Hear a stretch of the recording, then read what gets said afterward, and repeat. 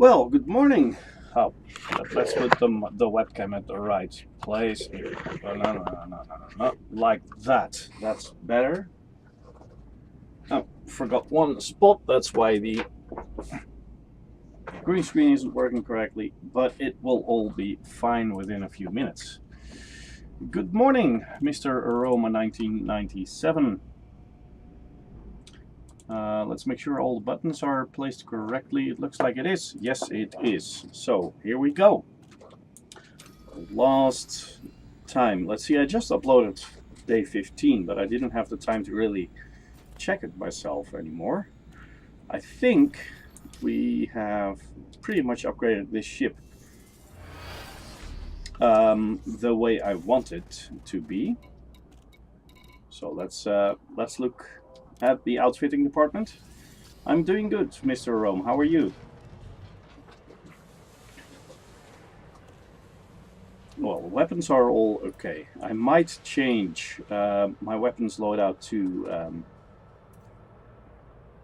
something else later on, but not at the moment. It's not really necessary. Got a shield booster, kill warrant scanner, frameshift wake scanner because we needed some scans. And last time we checked what we needed for all this for the upgrade for the frameshift drive. And I think I have all things I need for that. We did check, so it shouldn't be any problem. So, because the frameshift jump range is now somewhere between 22.7 and 28.09. If we start engineering the frameshift drive, we should be able to get a lot better. And that's going to help us. I'm talking like I'm a king, you know. I'm using majestic plural. I don't know if that exists in English at all, but the Queen or King of the Netherlands would say, "We King of the Netherlands." What weapons do you have? I've got 2 beam lasers. Here, let me show you. 2 beam lasers here, placed in the middle, so they have a pretty good firing arc. And 2 small multi-cannons here, 2 large multi-cannons there. I just love multi-cannons. But I might change these 2 into, well, maybe regular cannons, or maybe those, whatchamacallit, here. To these later on, fragment cannons. But I'm not really sure. So far this really works. I get the shields of my enemies down pretty quick, at least of the people trying to interdict me. And after that, these 4 multi cannons will really tear their ships apart really, really fast. So that's a good thing. Let's see, do I have... No, I don't have stored modules yet. I just think I'm going to go to Naguri. I think that was the one. I don't have any stuff to... Oh yeah, I can sell this here. Sold. Fragment cannons aren't really good if you're not a close range combater. No, I'm not a close range combater. Plus, this is not a close range ship as well. I really feel multi cannons are great because they, of course, they're not really accurate, but they do spread around a little bit. But because of the volume of fire just being directed at your enemy, a lot of it is still going to hit. So that's why I love multi cannons. Anyway,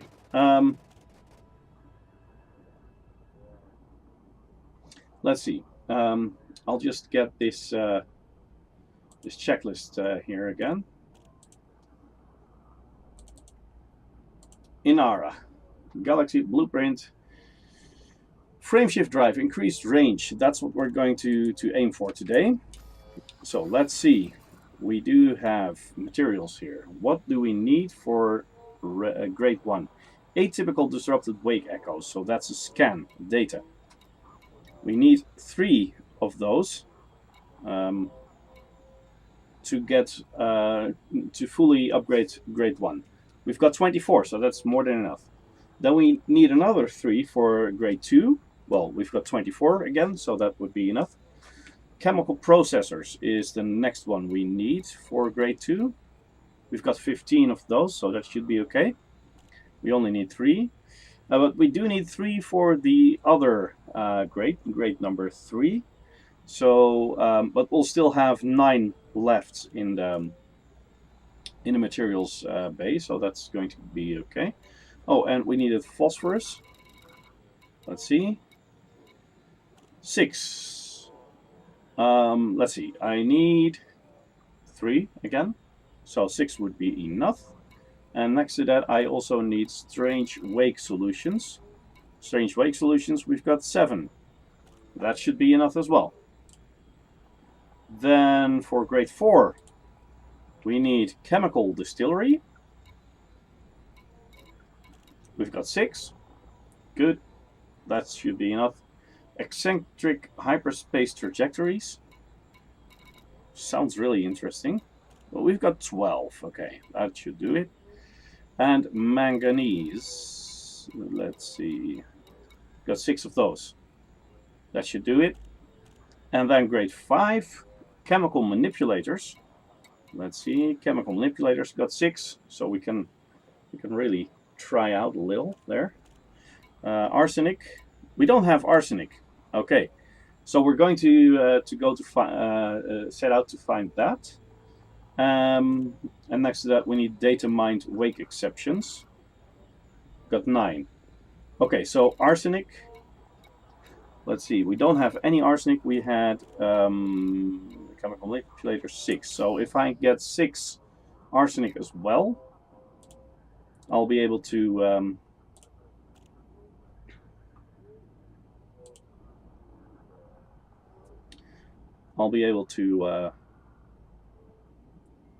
get a lot.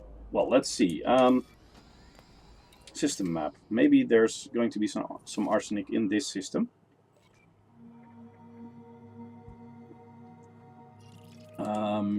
There are some planets here. High metal content world. Let's see. Nickel, arsenic 2.3%. That's not a lot. Can't land there, so no use checking that.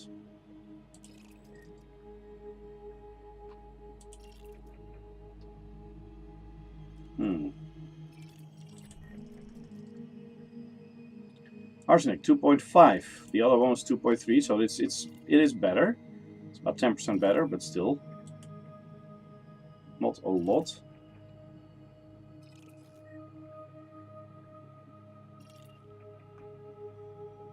Not a lot there as well. Manganese, no, we had that already. Arsenic. It seems you can get it from missions as well.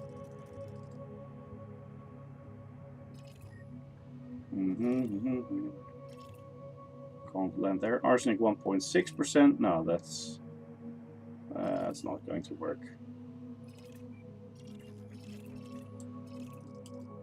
Let's see. This one was 2.5, right?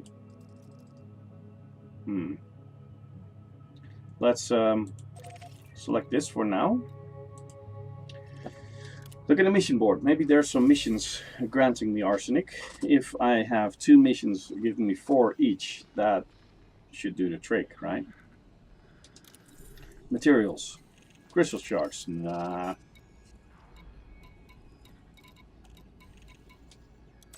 Commodities. Anomalous box here. Microwave cooling hoses. Nope. Articulation motors. Nope. Not a lot here.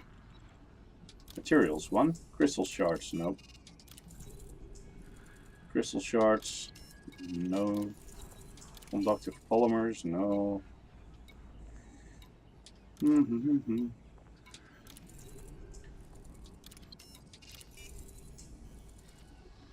Nope. It doesn't look like there's a mission here at the moment.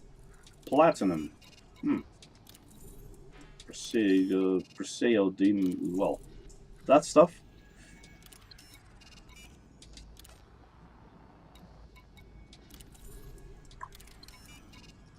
Not much around here. Let's see if there's a planet closer by. In a system we've already scanned, maybe. HIP-16-933. Well, I'll just buy the exploration data.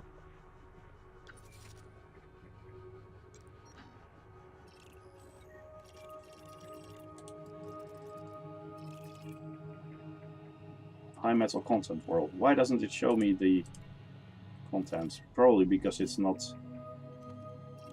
scanned yet. Well, this is pretty useless. Trying to scan all that.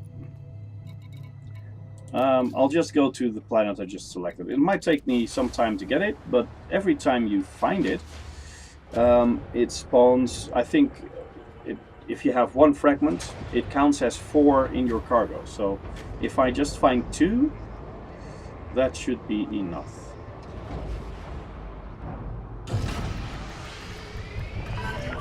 Landing restraints retracted. You may proceed when ready. Oh, I just decided I should probably change that in the timers as well. I just decided I'm going to stream from my regular account on Thursday. I'm at 99% Tycoon, so I'll be Elite really soon.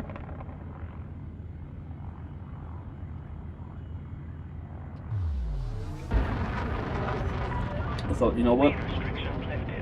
I'll be Elite in trading on my other account next time I play. And as soon as that is done, 4, 3, 2, 1, I'll start working on the second Elite thing. I'm a Trailblazer now, or a Pathfinder, something like that. So it's about 2 or 3 ranks below Elite on exploration. And I more or less decided to here. I need to edit that. To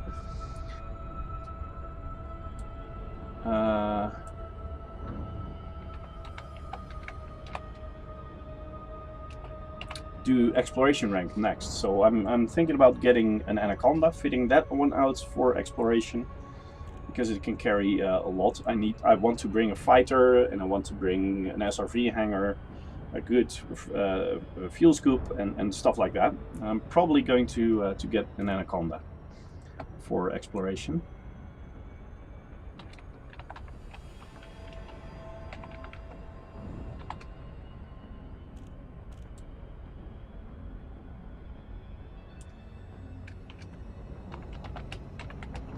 And tomorrow I'll be streaming World of Warships.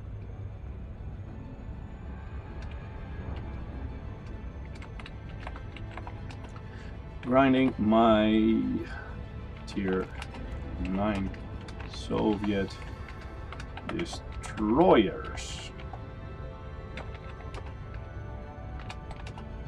On Thursday I will be playing my main account on Elite Dangerous.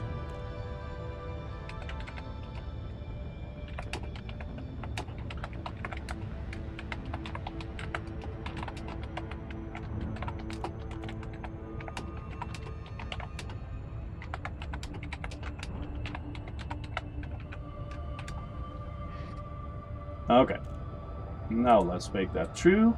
True. Okay, yes, override. That's good. Okay. Now is a good time to do exploration. Exploration payouts and exploration rank got buffed a lot in 2.3. Yeah, I heard that. So I'm pretty close to becoming elite in trading. So that will open up Shinrar Chadeshra, I think it's called that way. It will open that one up for me, and as soon as that one is open, I can go there and get my Anaconda and all the stuff I want from there with a 10% discount. Of course, I can. The other thing I might be able to do is first fly to Ray Gateway and get the Anaconda there because it's a 15% discount. But then all the other parts, I'm not sure if I can find them there as well. And I might fly to Shinratra Desera because every single part that is available somewhere in the universe is for sale there, with a 10% discount as well. So I might just go there to outfit my ship, and then, well, I have decided more or less to go into exploration, but I haven't decided where to go yet. So I might need some input on that.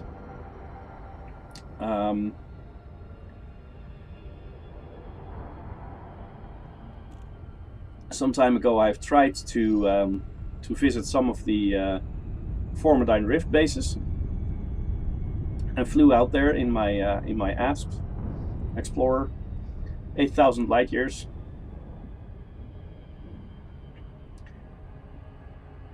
Yeah, I know it is on EDDB, but I'm like, yeah, I don't really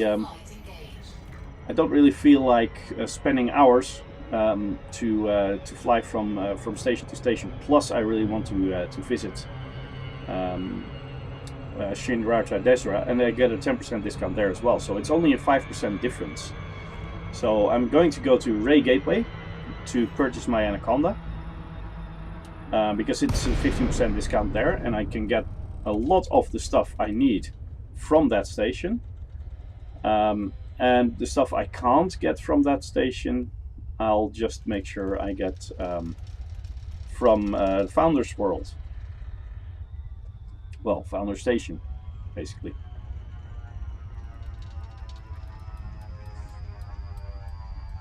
Anyway, I just flew out there in my ASP to one of the bases of the Formidine Rift, and decided on landing there. And then my brother called, so I picked up the phone, had it on my shoulder like that, and at the same time I was trying to land. And that really didn't work out, but I was a little excited. I really didn't want to quit while in approach, so I was on the phone with him while approaching, and then I saw the planet coming at me a lot quicker than I expected. And the moment I realized it was going too fast, it was already too late, and my beautiful golden asp, because I painted it gold, was crashed onto the surface. Oh, by the way, yeah, I do have. I was going to say I should have checked whether or not I really had an SRV with me, but luckily I do. Landing gear deployed.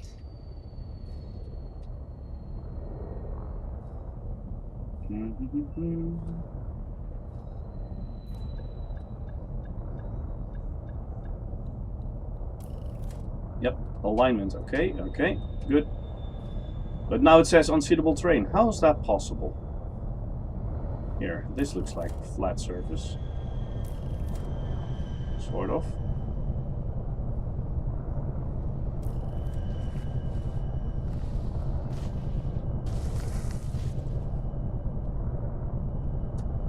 You know what?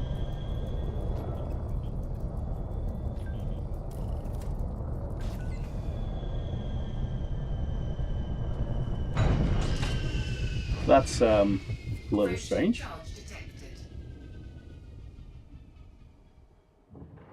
Oh, he's jumping out now. Okay. Okay, so here we go. Deploy the SRV. I'm driving the SRV with an Xbox controller.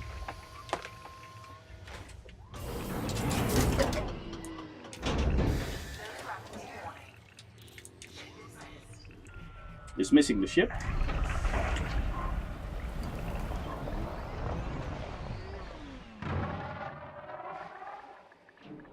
Let's see. There's something over there. So there's only a 2.5% chance, so it could be that I have to shoot 40 different rocks before I find it. But I hope I'll be a little more lucky than that.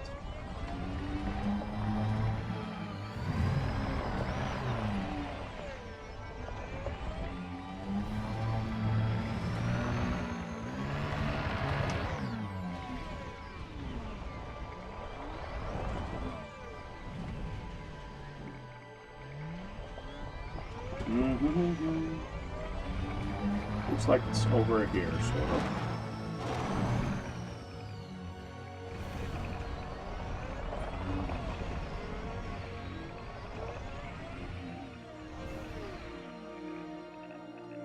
Sounds like there's a different soundtrack here on the planet. I never noticed this before. So maybe it's just me that I didn't notice it before, but it does really sound different.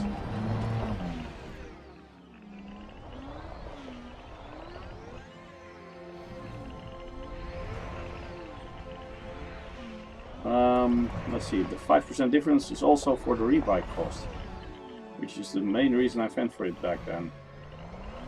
Yeah, I'm just a little, well, I'll just have to see. You know, I do have the whole Thursday off, and the kids are at school for most of the day, so I might be able to just take my time and really go for the cheapest parts. But well, we'll just have to see. Basically, it all comes down to whether or not I do find the patience to get it all with the discount. It is getting close now. Ah, I see a black rock over there. That should probably be it. Yeah, that should be it. And then afterwards, after we get that rock, I'll here. Let's see. Nickel, carbon, iron, and phosphorus. Do I need that? Any of that? Carbon, I do have some carbon. Nickel, do I have nickel? Iron, we do have. Not a lot. Nickel, yeah. And phosphorus, yeah. Well, it doesn't hurt getting that stuff, so. Which one was my carcass group? That one.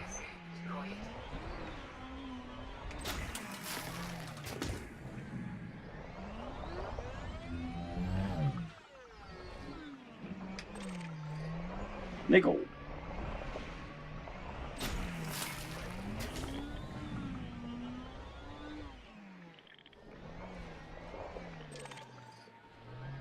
Carbon. Okay. That's over here.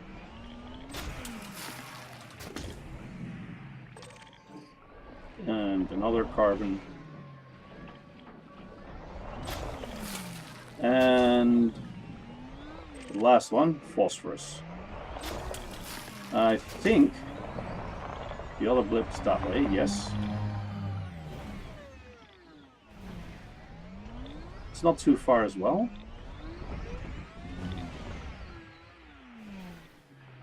I do see another black rock over there. That might be the one.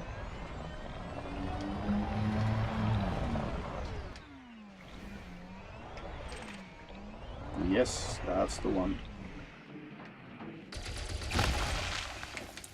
Now, let's see. Sulfur. Zinc. Well, not what we were looking for, but let's get it anyway.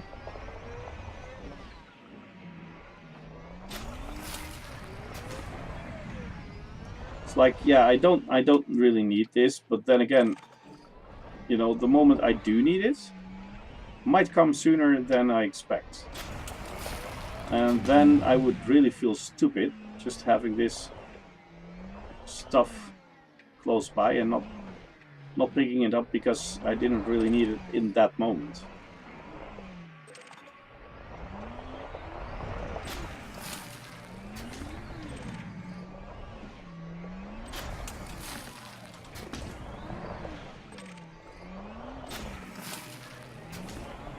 Let's see. Do we have some other signals?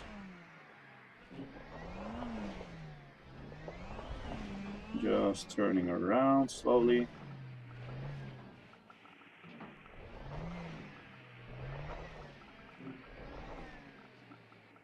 There might be something up there.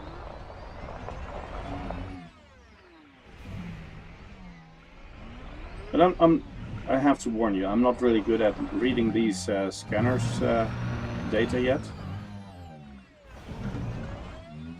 So I'm just driving. I know that there are people who can explain all the other different lines, but for me it's just like I'm following blips wherever I see them. And I know that the thicker blips, most of the time it means that there's going to be a rock of some sort.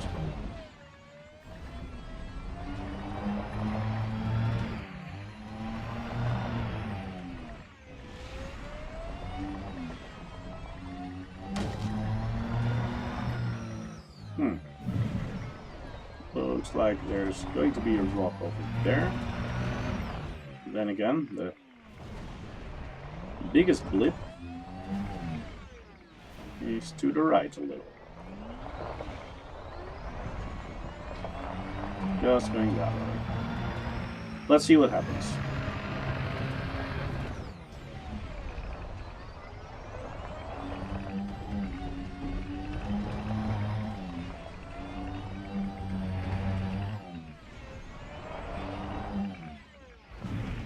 But there's about 5 different items spawning when I shoot one rock.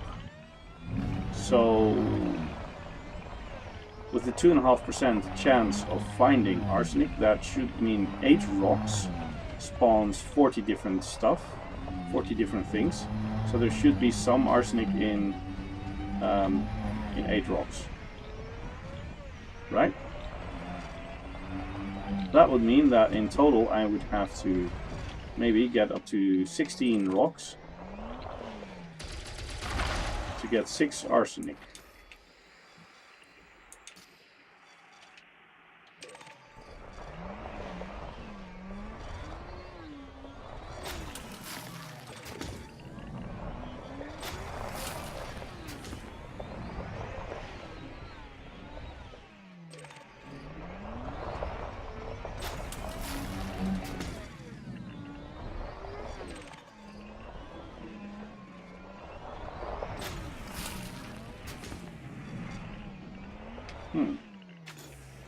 There's definitely something up there as well.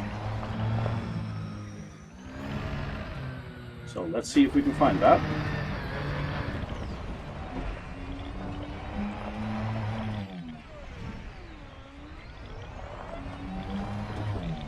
While finishing my coffee.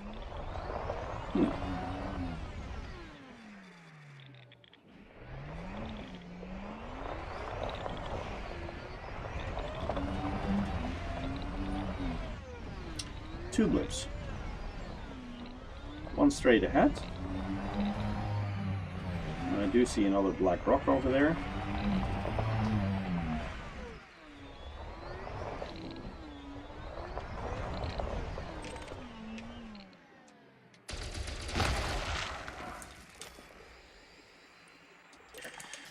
Tin. Well,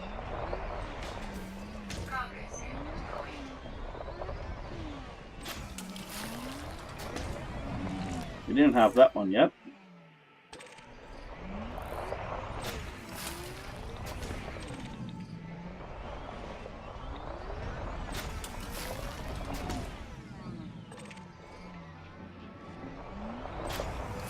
There was another blip close by. Where was it? Over there. Oh yeah, I see a black rock over there as well.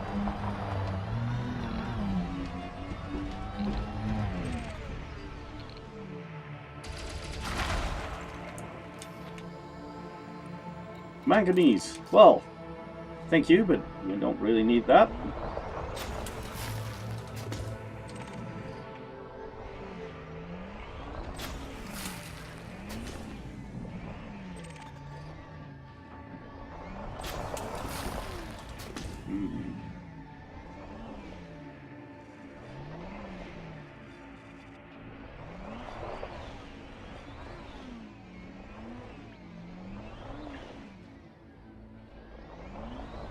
Not really anything on the scanner that way, but some really vague signals this way. So let's just continue this way then. Luckily, this is a planet on which we can drive a little faster. Uh-oh, come on. Keep on going in a straight line. Yes. Thank you.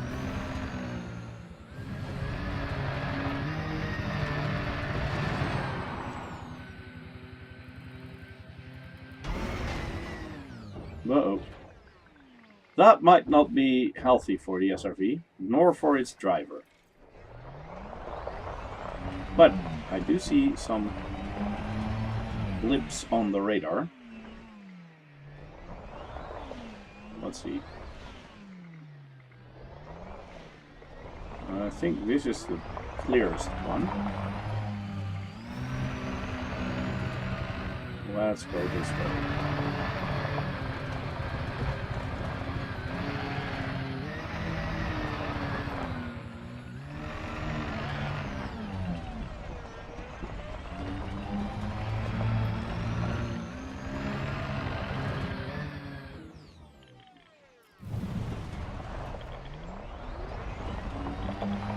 I see another black rock over there.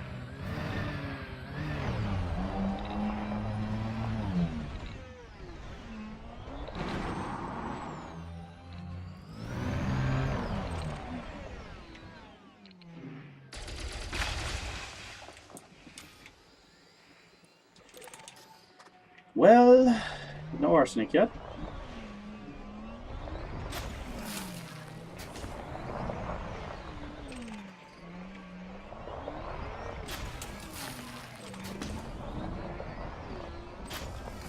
Question is, would there be any planets with a higher chance of finding arsenic? I'm not sure about that.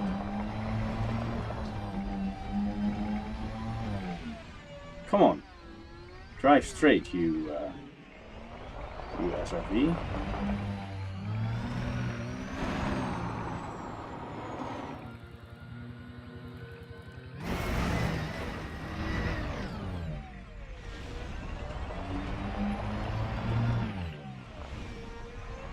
I was saying, drive straight, you SRV.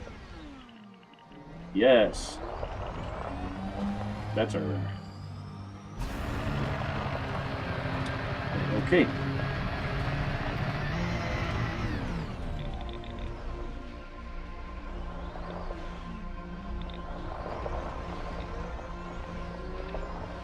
Ah, another black rock.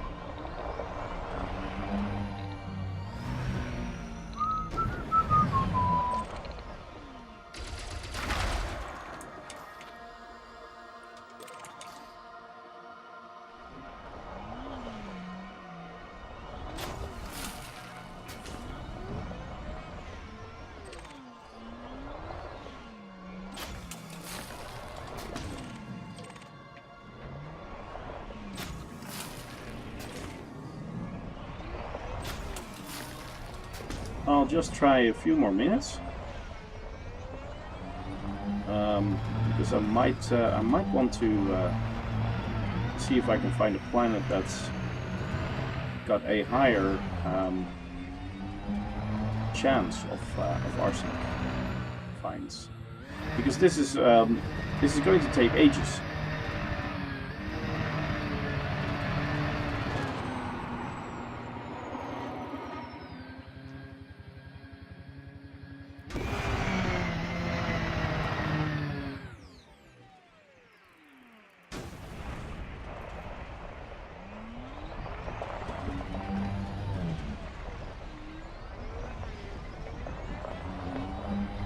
do see some blips over there.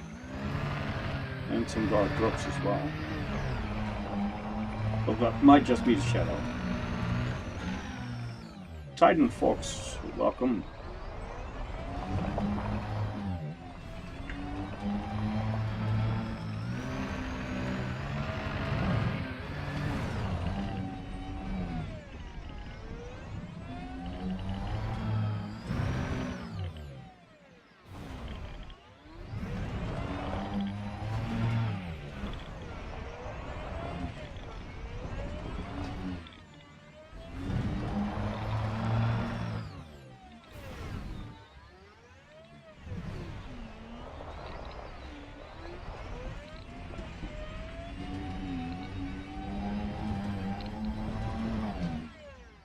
Aha! Just overshoot. Just overshot the rock. Here it is. Let's see. Arsenic! Yes. And I got it. Sort of. Somehow, I caught it when it was flying. That was pretty special. Well, now we just have 3 tries to get a right frameshift drive. It should be enough to get it up quite a bit, but I'm not sure if it's going to be enough to get it up enough, if you know what I mean. So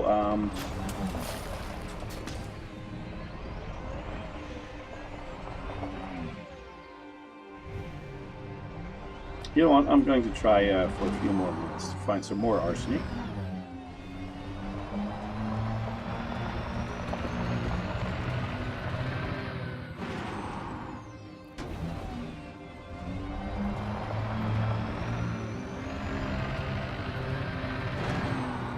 Let's do some tricks. Yeehaw! Uh-oh. That was a trick I wasn't intending to do.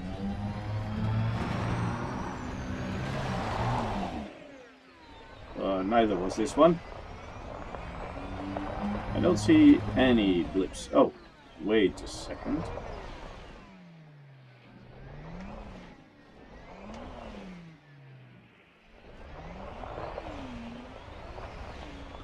There's some vague signals this way.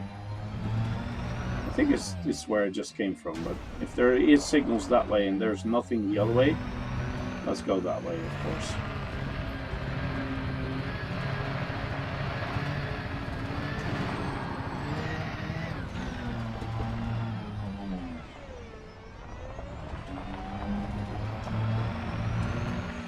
No, no, no, no, no.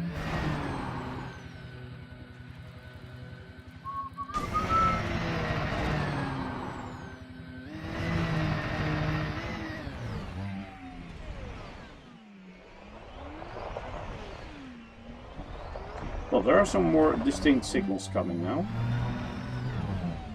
But the terrain is also getting a little more rough, so we'll have to drive a little more careful.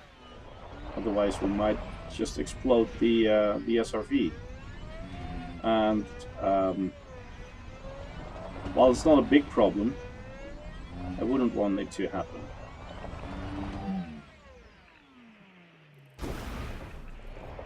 Hey, wait a second. There's something close by. Oh, a little closer. Closer by.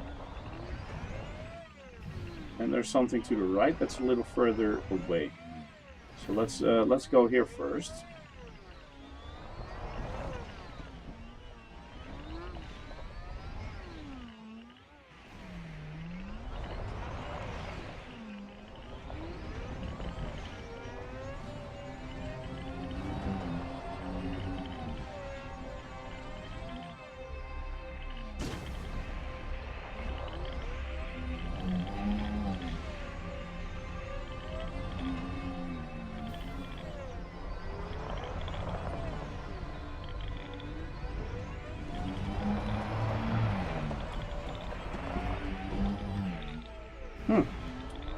Now it splits into 2.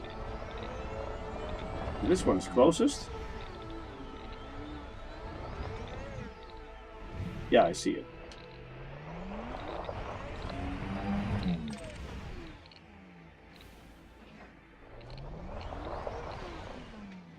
I almost landed on top. Phosphorus, nickel and sulfur.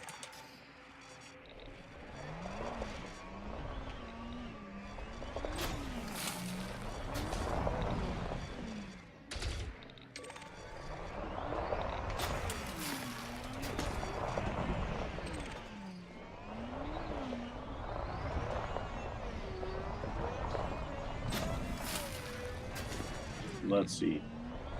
That was not a blip. Pretty close by.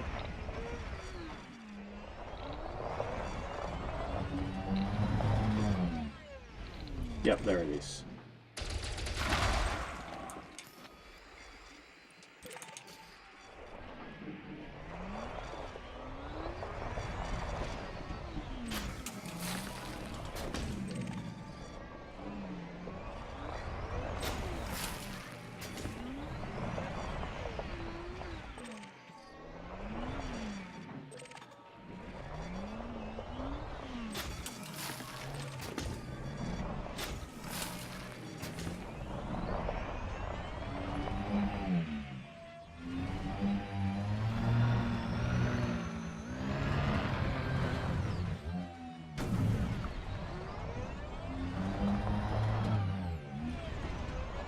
Going toward the next set of signals. Let's see. I'm going to try for another 10 minutes. See if I can find some more arsenic. If not, I'll just use these. I think it's 3. Didn't even check. Yeah, 3. I'll just use these 3 and see what we can. If we can become successful with 3 rolls with an engineer.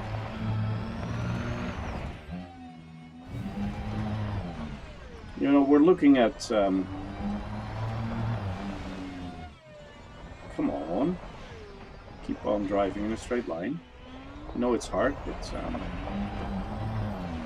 should be doable. So we're going to the engineer to...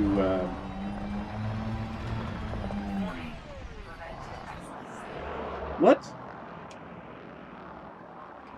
Huh. Stinger and a few skimmers. There's probably something interesting out there, but what is it? I can't see yet.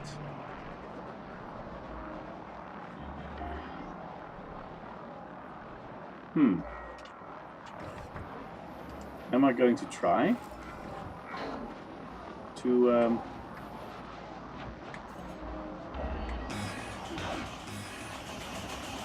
whoa. Looks like they're going to fire anyway.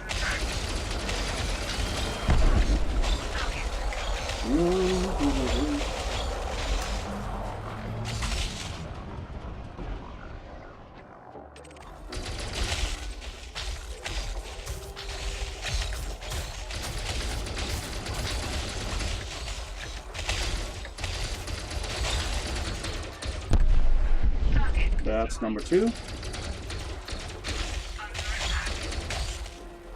Yeah, no.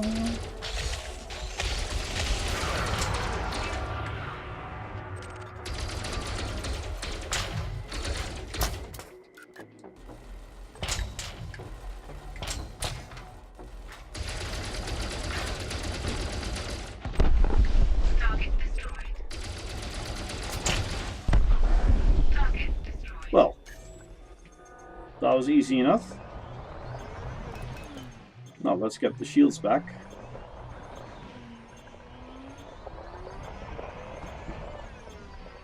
And let's see what is out here.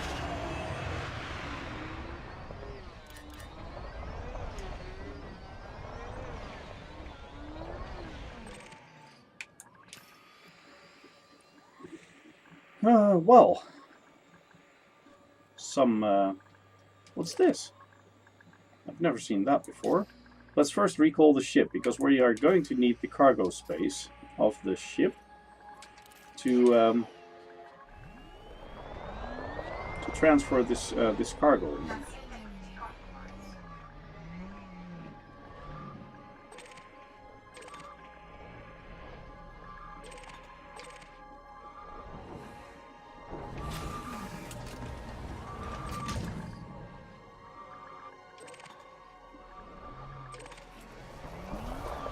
Thing is, we don't have a really big cargo hold.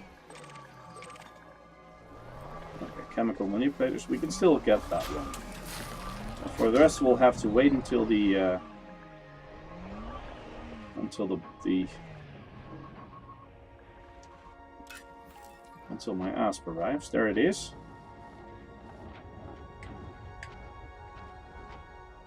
Good. Now I'll drive up.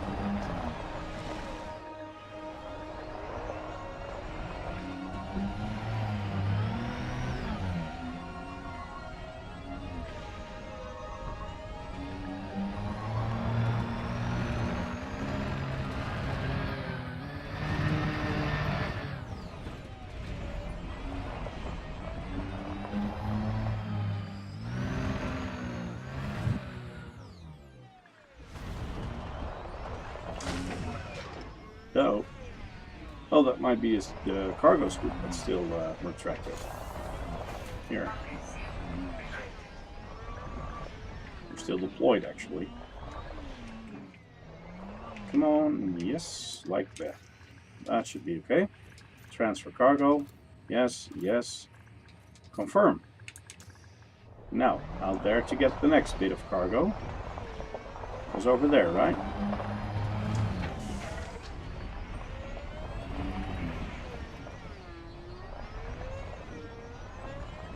Or did I lose it already?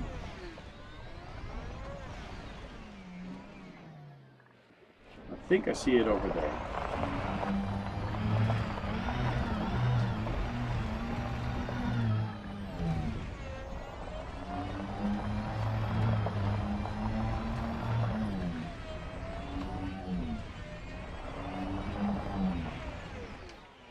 Yeah.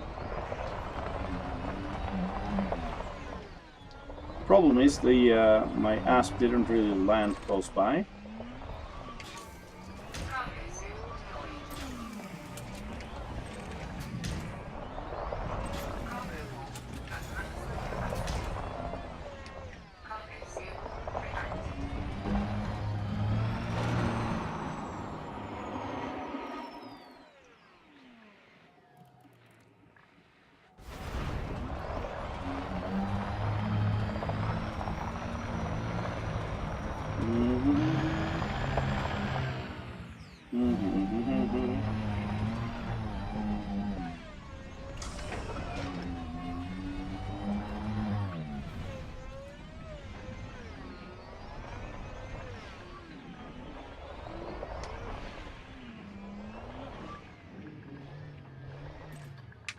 Here we go.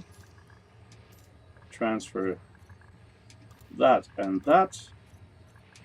Yes. Now go back for the last bit.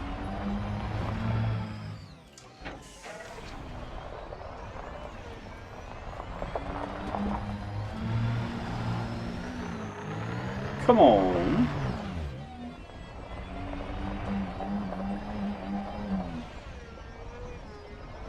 Driving is hard.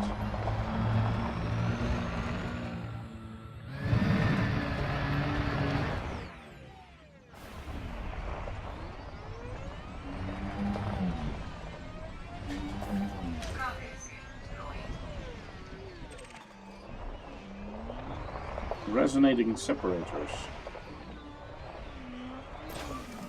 No clue what it is, but it does sound interesting.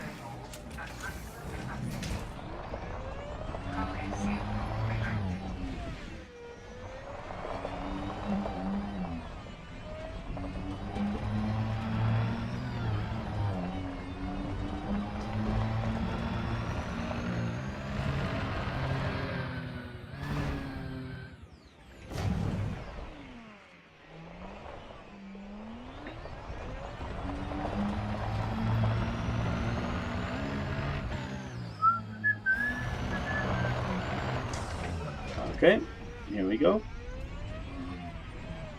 Delivering the last bit.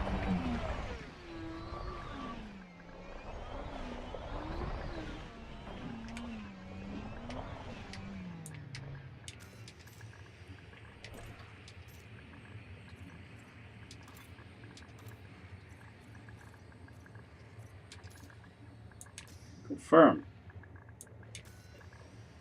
Let's see. Going to dismiss the ship for once. For one more try. Let's see if I can find a little more arsenic. There are some blips out here. That out there looks a little promising.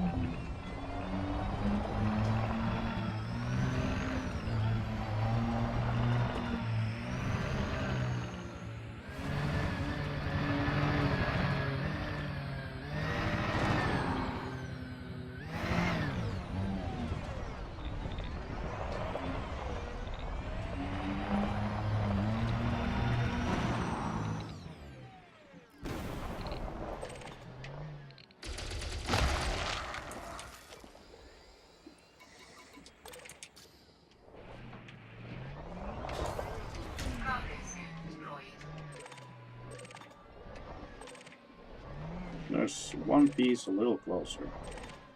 Come on. Yes, that one.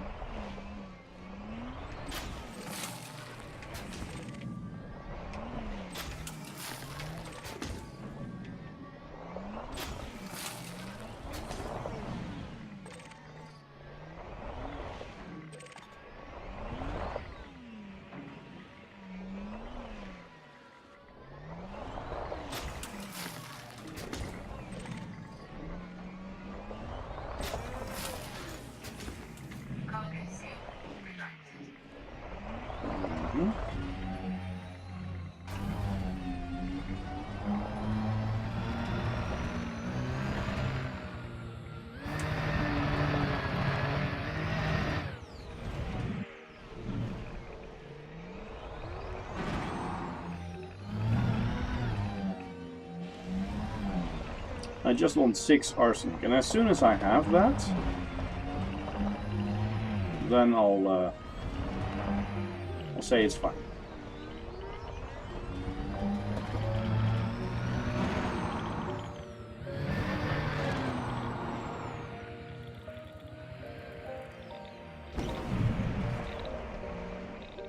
I see a black rock over there.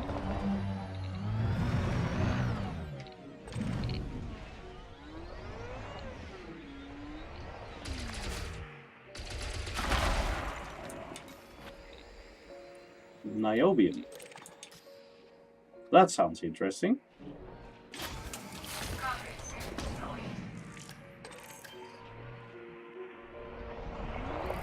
Never had that before.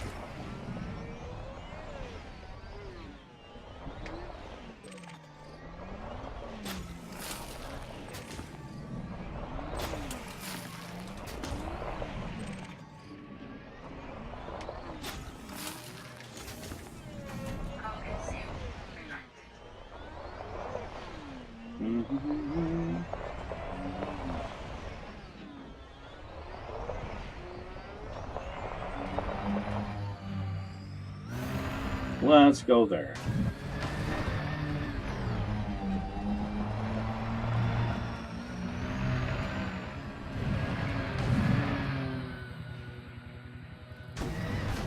56% hull, so let's make sure 53% hull.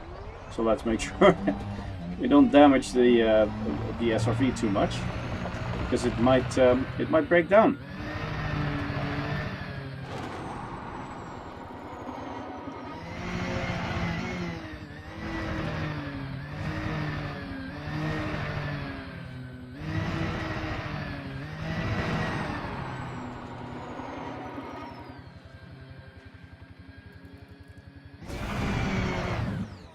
Oops.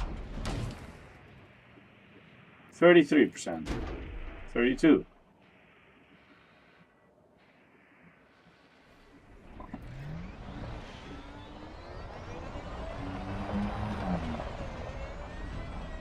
But I do see some loops again. It's not much. Doesn't look like much. You know what? We'll probably have to make sure that we're going to shoot this, whatever we find, and then go back to the ship. Or actually recall the ship, get on board, and get on with the next leg of the journey, because we still need to get to Naguri to get some Soontil relics, and then we can go to Elvira Mark II.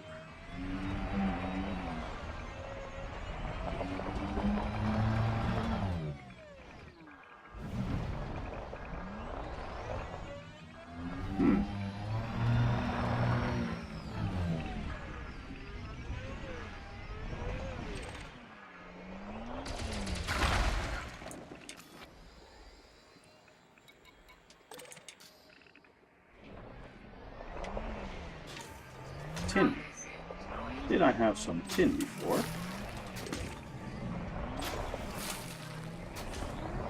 I'm not sure. Probably not, otherwise it would have said that I discovered something new.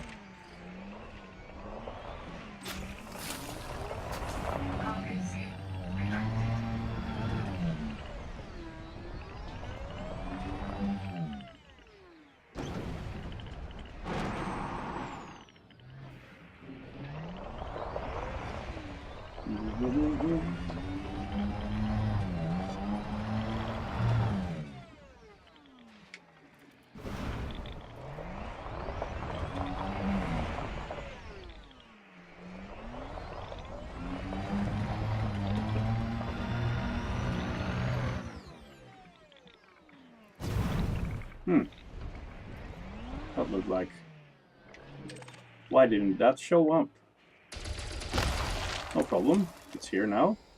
Sulfur and iron. I'm going to leave that be. I got enough of that.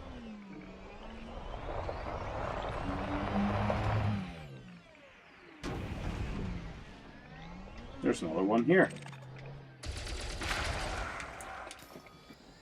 Phosphorus, sulfur, and nickel. Looks like I'm finding a lot more now. Though the blips don't really show up. That's a little strange. Maybe I've done this wrong the whole time.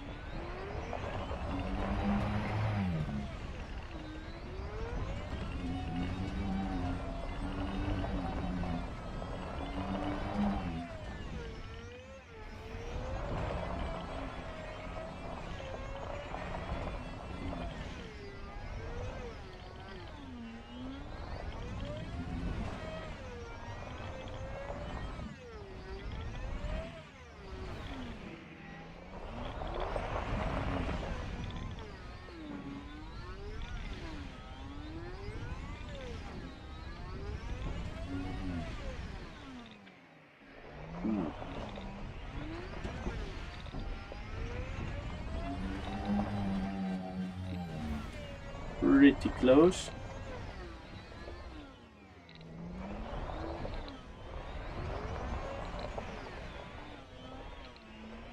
I can't find any strange looking rock yet.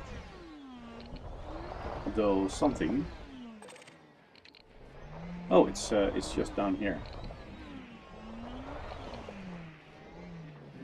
That's why I can't find it.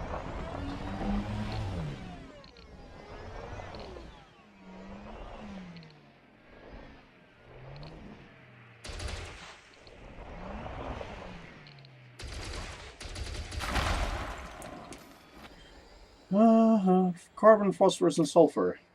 Hello, Commander. New Belgian guy.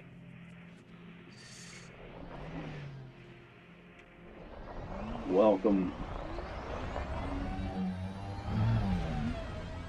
I'm trying to find some more arsenic here. I'm trying to get enough. Now I've got 3 now, so I do have enough for 3 tries at one of the engineers. But I want a little more. So I'm going to try.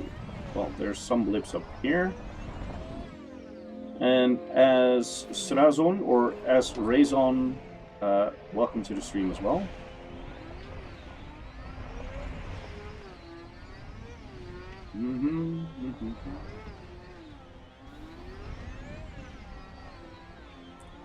It's a little dangerous here, these hills.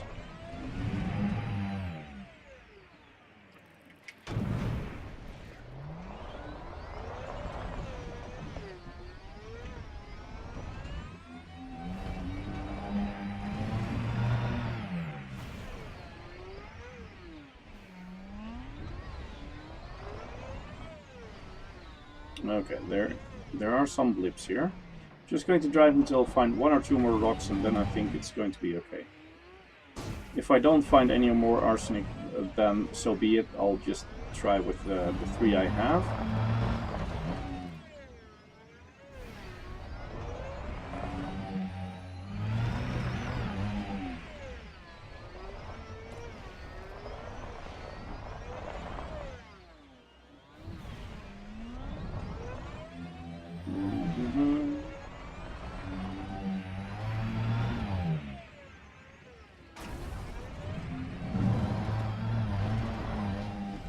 Uh-oh. Well, that wasn't what I was meaning to do. Here. Let's go there. Follow those signal sources up there.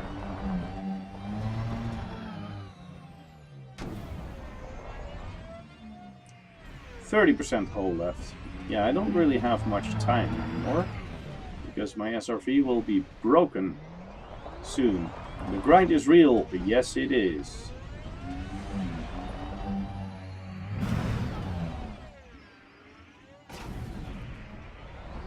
Oh, it looks like this is going to be more of a flat surface, which is a good thing, because then at least my ASP can come and pick me up here. I do see some black rocks over there. Uh-oh, here we go again.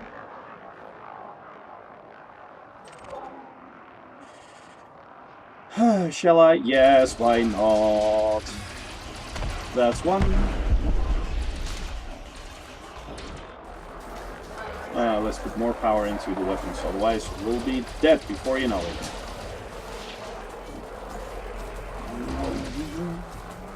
And I probably have to get into my...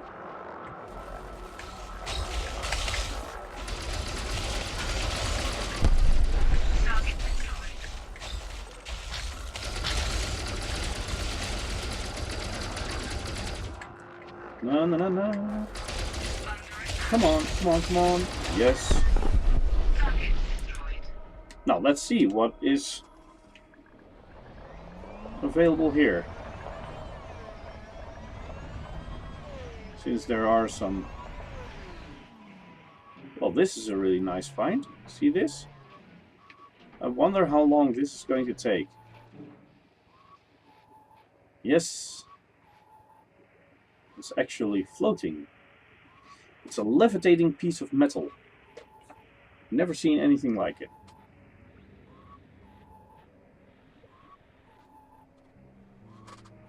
See that? It's really interesting. Okay. Well, this looks like one of the canisters broke.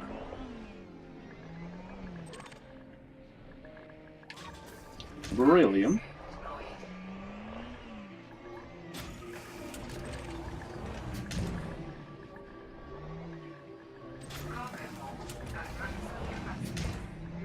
Well, there's not much more here. Though I do see one more blip. It's down there. And it looks like there's more canisters down here.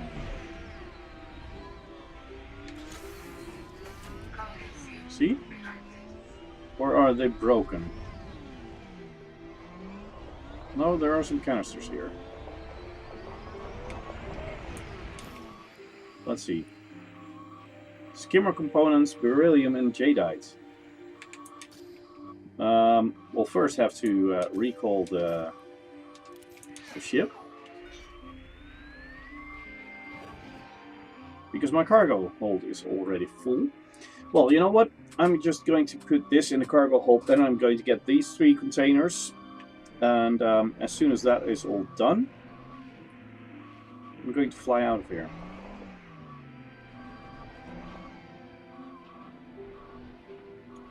Because the chance I really find some more arsenic is not really big.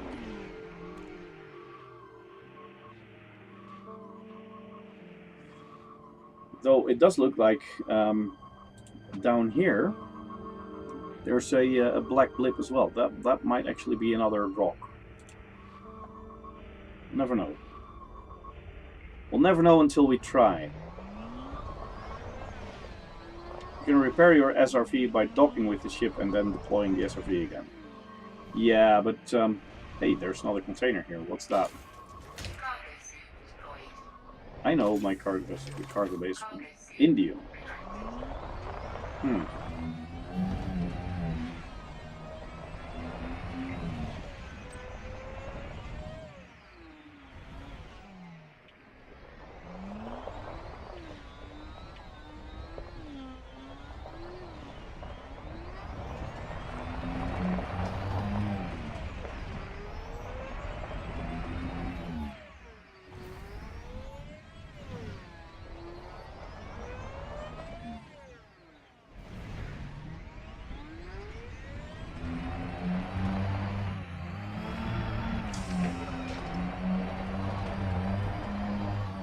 Turret stowing. Was that still out then? Probably.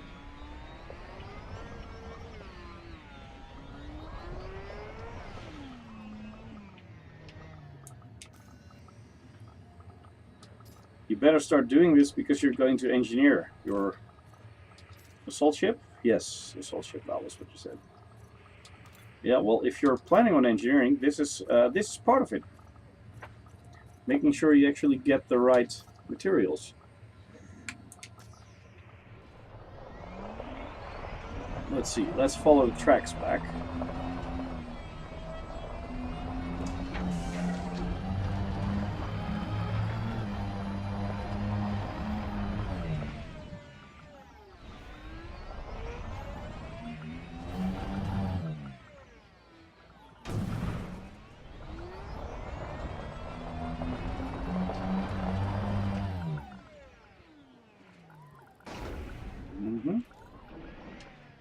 Here we go.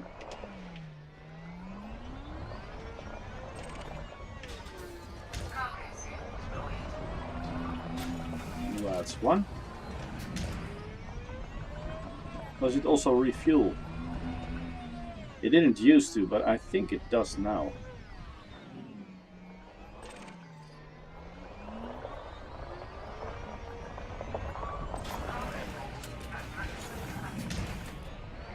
There we go. Back to the ship.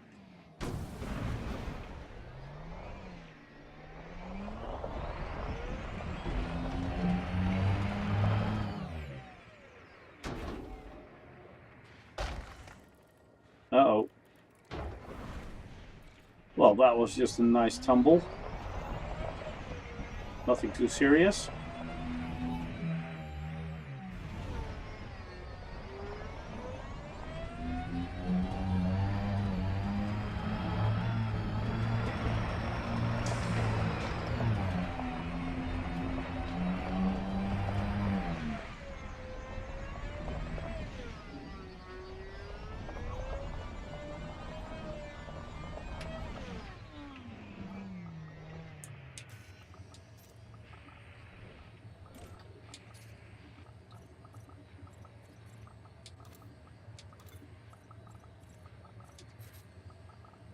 No, not back. I was going to say okay. Yes, confirm. Now, one last time going back out there. Uh-oh.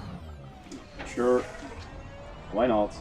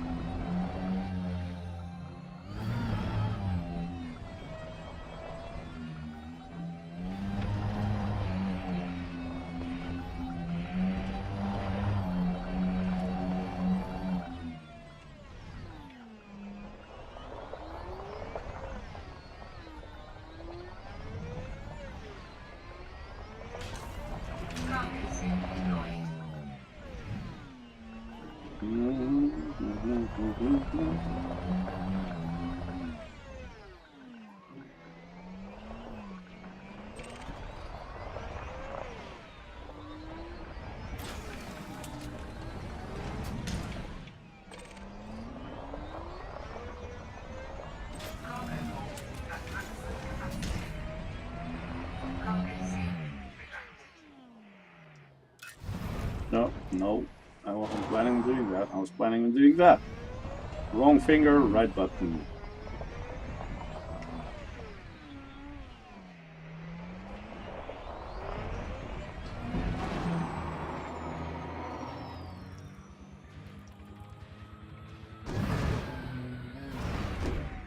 Who needs hull integrity?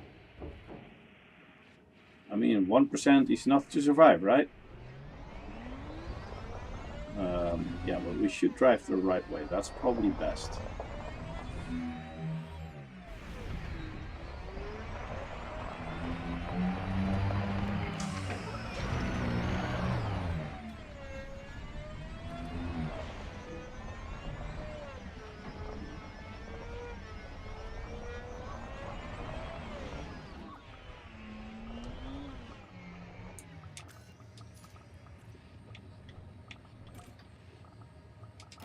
Board ship. Yes. I heard some messages coming in, so while it's boarding, I'll check them.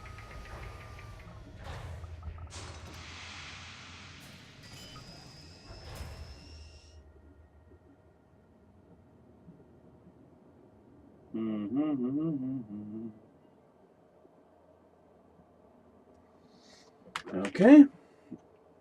Nothing really important.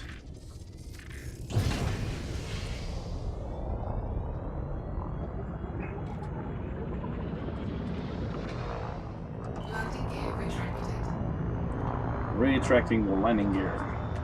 Hello, X Gaming Shadows. Or Gaming Shadows, probably, because there's an X before and after. Hello. Let's see. Got pretty much a lot of stuff in here.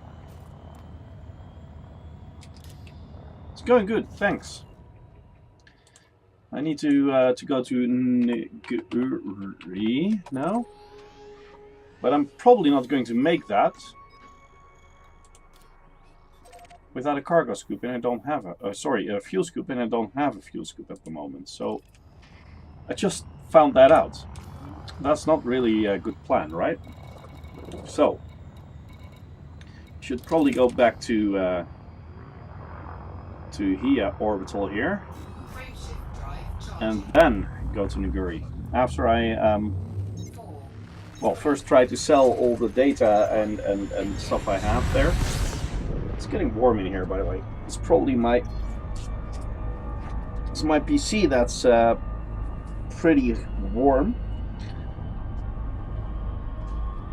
And because I'm doing laundry at the moment as well, believe it or not, and some of the laundry is in the dryer, it's it makes a lot of noise. First, so I have my door closed. Second, because it's in the dryer heats up the room behind me, so there's not much ventilation here. So what's the plans? Well, going to Hia orbital here, see what I can do about all this. Getting a cargo scoop, then flying out to Nguri, which is probably going to be, well, it's going to be 10 jumps, right? to get some Soontil relics. I don't know. I don't remember how much I was supposed to get. And then I'm going to visit Elvira Martuk. 3 units of Soontil relics. That should be easy enough, right?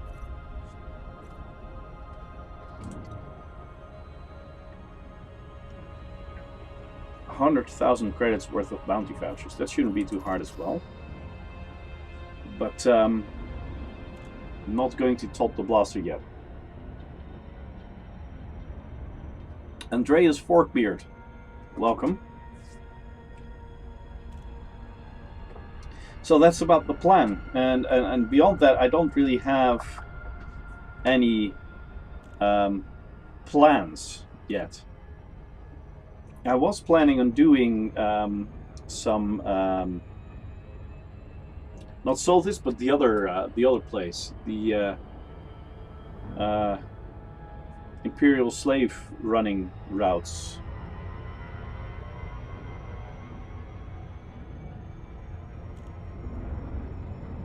You can open a window. Well, the thing is, the window is over there, so it's behind my PC. There's no other windows in this room.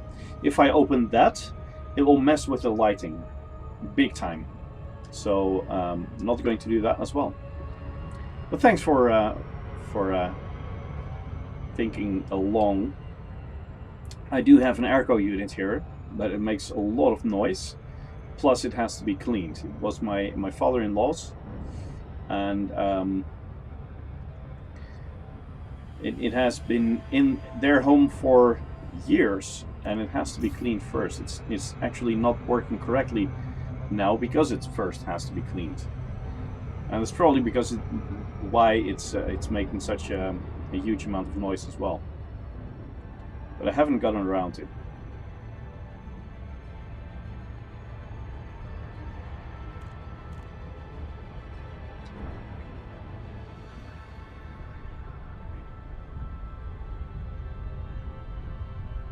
Now, I heard there was another system, Imperial, and you could do slave runs from there, but I forgot the name. It's a very well-known name, but I forgot the name of the station. And as soon as one of you mentions it in chat, I'll probably go like, yeah, sure. How could I forget? But at the moment I forgot. But then again, I did hear that that wasn't possible anymore.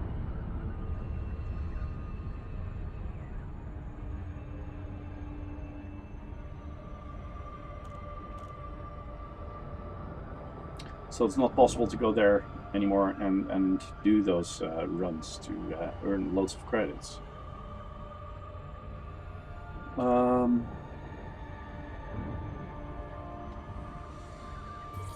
So the long-term plan is to rank up with the Empire enough to get a cutter, and to get enough credits to get a cutter.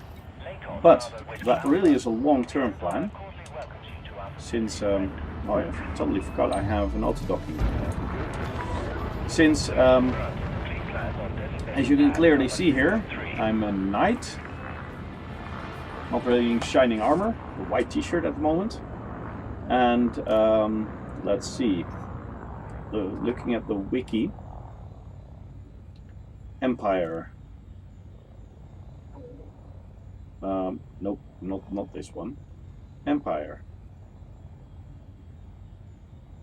yes, Imperial Navy, and here we go, ranks. So, beyond Knight you can become a Lord, and beyond Lord you become a Baron. And that's the moment where I can actually get an Imperial Clipper.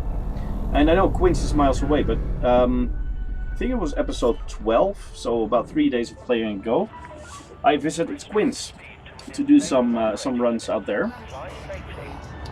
And I'm not really going back there again. I do want to keep things going.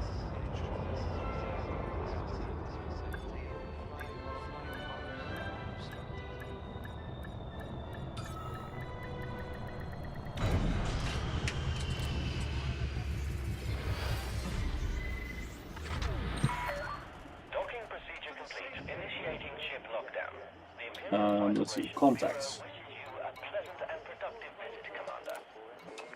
Yes, bounty vouchers. Okay, combat bonds. No. What other stuff do I have here? Oh, thanks for the follow. New Belgian guy. Bounty and bank vision services. Bounty. Data point intel. And frying bullets. Thanks for the follow as well.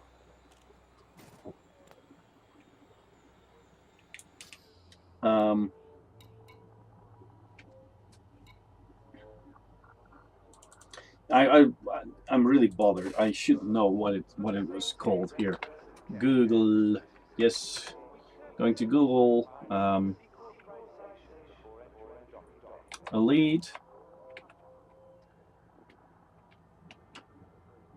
Dangerous. Slave runs. It was in Robigo. But I heard that it's not working anymore. So I was planning on engineering the ship and then going out to Robigo. But it hasn't been confirmed whether or not it's working. So I thought, you know what, I could just go out to the engineers first and then just fly out to Robigo and see what is to see there.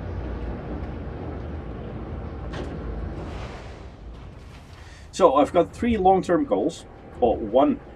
It can be divided into 2. One is to become elite in one of the in one of the different areas you can actually become elite.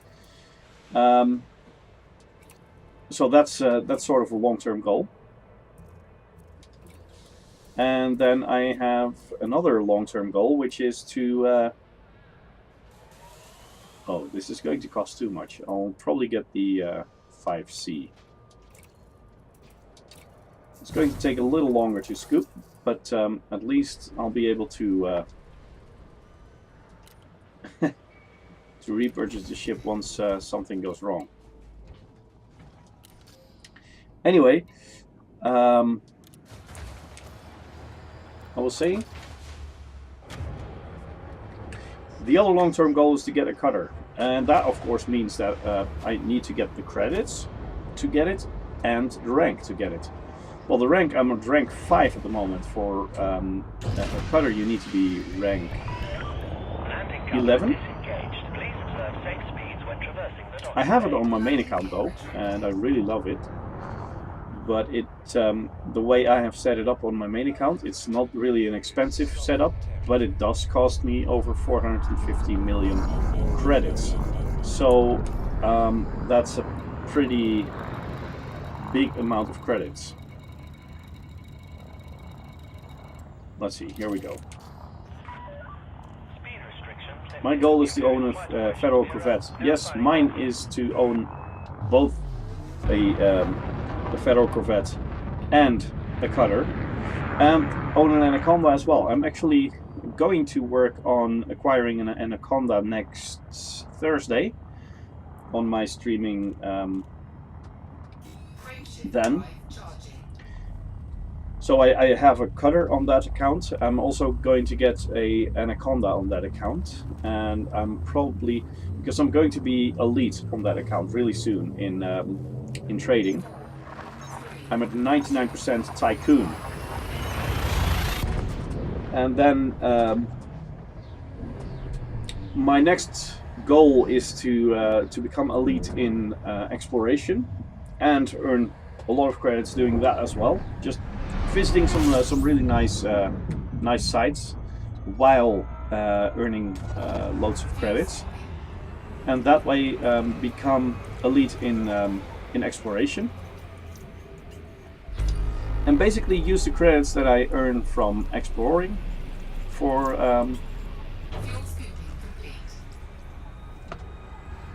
well, either upgrading the cutter even more or the Anaconda even more.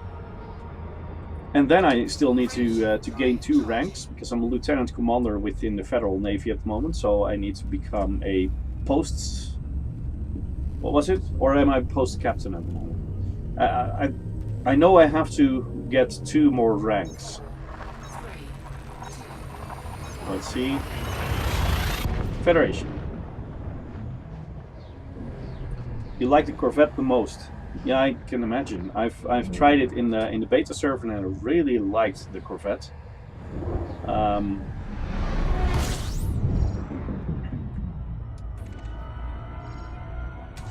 But it will cost some time before I can set it up. I've set it up on Coriolis, that site, you know, where you can build your ship the way you want it. And I found out that the way I want my Corvette to be built is going to cost around 600 million credits. So I'm going to need a little more credits than I have at the moment. Let's see, I'm a post commander with the Federation, and you have to become a rear admiral. So from post commander I need to become post captain, and then I become a rear admiral, and then I can have it. And I'm planning on doing that with data runs between Sothis and Ceos.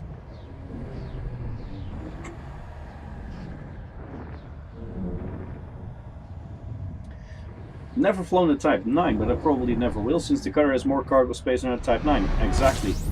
I'm thinking about setting up a... if I'm going to get a Type 9, I'm thinking about setting it up for mining, but I really hate mining. I don't know what I'm doing wrong. I was hoping to get some painite on my main account, because I really need to find some to get access to an engineer.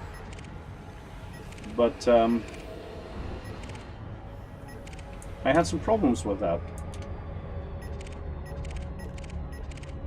So far it really has been a pain for me to find painite. Yeah, I know that's bad. Oh, Doc Bo, welcome to the stream as well. Haven't seen you in here.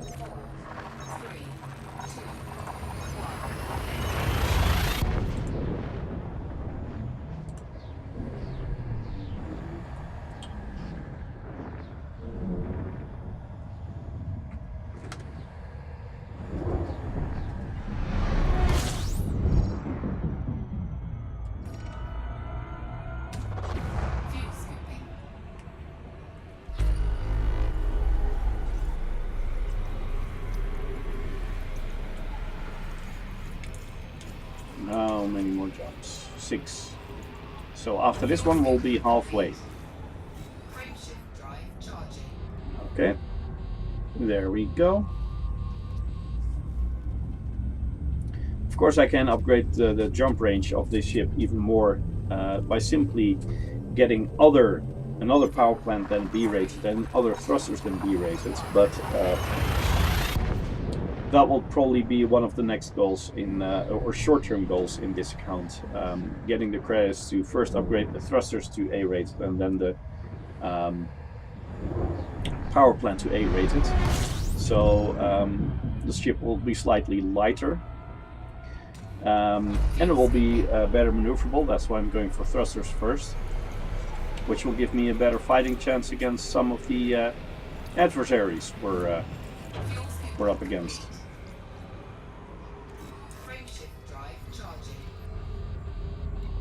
Let's see, what's the balance at the moment? 39.5 million in assets. So I'm actually not too far away from, let's say, 55 to purchase a Corvette. Sorry, not a Corvette, a Python. Why did I say Corvette? Probably because I just read Corvette over there in chat. But I'm not going to buy a stock Python. I've done that before and I really didn't like a stock Python. Though as soon as I will have the money to upgrade it, I'll get it. Are passenger missions any good? Well, I don't really like them. 2 episodes ago, I think, day 14, I did some passenger missions, but I didn't really like it a lot. I even purchased a dolphin for it to get the right ship for the job, but I didn't like it. But it's you know, there are people that really like to go out and mine. Well, I don't like it at all. I hate mining. But hey, everyone has their own personal taste in these things. 3 more jumps, so we don't have to try really hard to get the fuel tanks filled up, because we're going to make it anyway. Dolphin is a great ship, and I didn't like it. It is a great ship, but I didn't like it at all.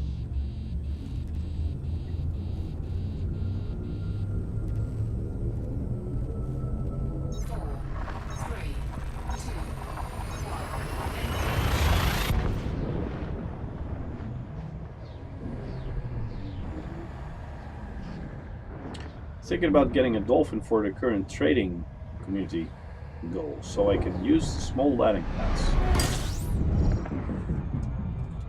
Well, that might be a plan. But wouldn't a Cobra be a better option? Wouldn't you be able to get more cargo in a Cobra? I don't know. I'm just asking here.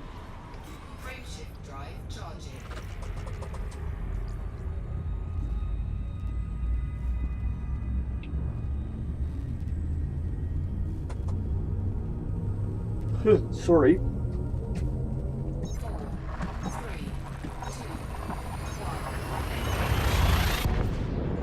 Just one more jump to go.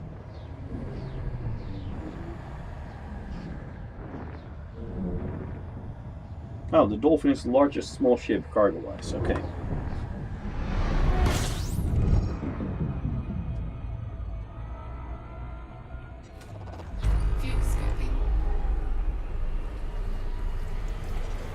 Here we come, Guri.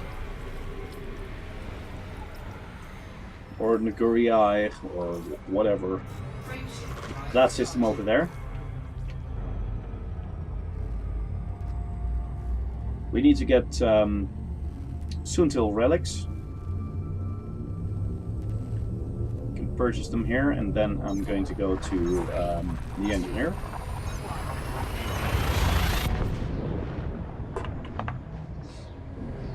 And see what happens there.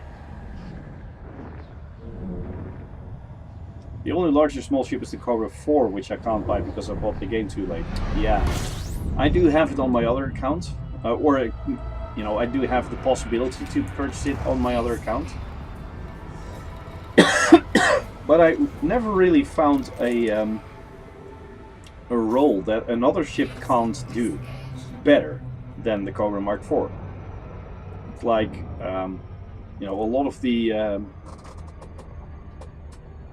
if you want to have cargo, you can probably better and cheaper get a Type 6 and outfit it with a larger cargo bay and stuff like that. Multi-purpose wise, an ASP is better, I think. So I never really found a Cobra 4 useful. I'm going to get one on my other account because I'm going to get any or every single ship on my other account, but I'll probably save the Cobra till last because I don't know what to use it for yet. Turn down for CLD03 says hi. Well, hello. Welcome.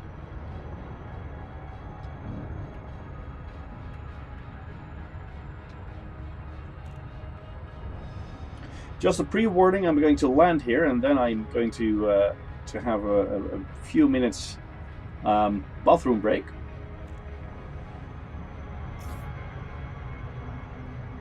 Come on. Doing the dolphin duck, then I don't have to overshoot, and I was bound to overshoot if I didn't do that.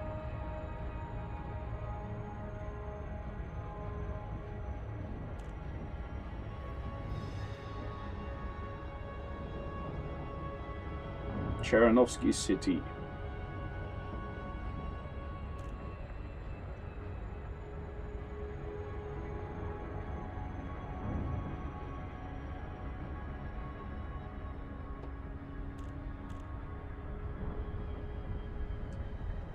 Mm.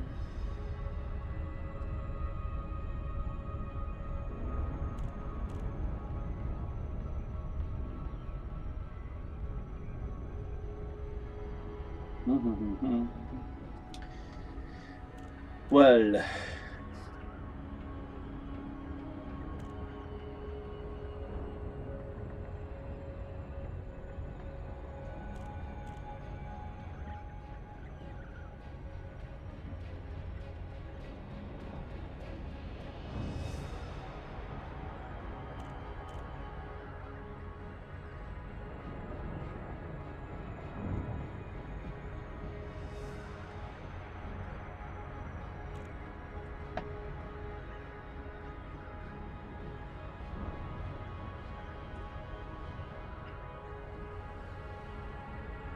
yes, there we go.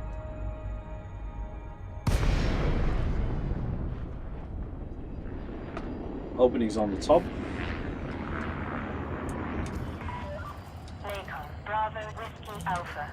Okay, you know what? If I do it like this, Please submit a docking request. the ship will dock while I go to the bathroom. I'll be back in, let's say, a max of 5 minutes.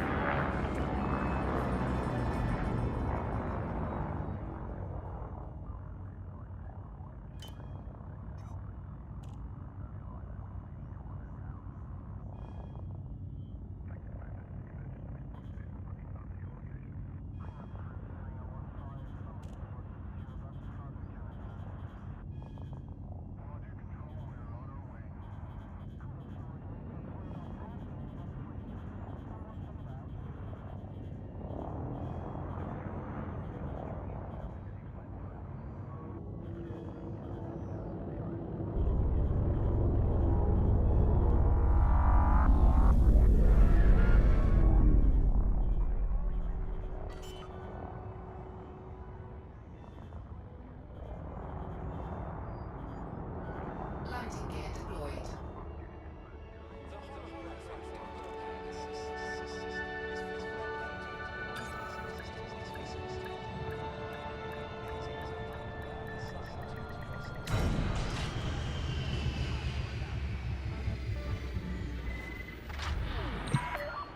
You are on deck. Disembark when ready.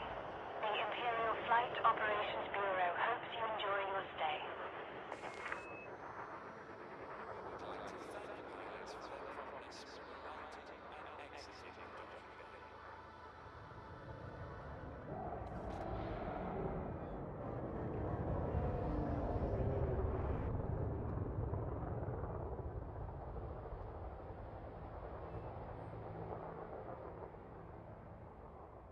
Visitors are reminded that excessive speed in or around this facility is unwelcome and potentially dangerous.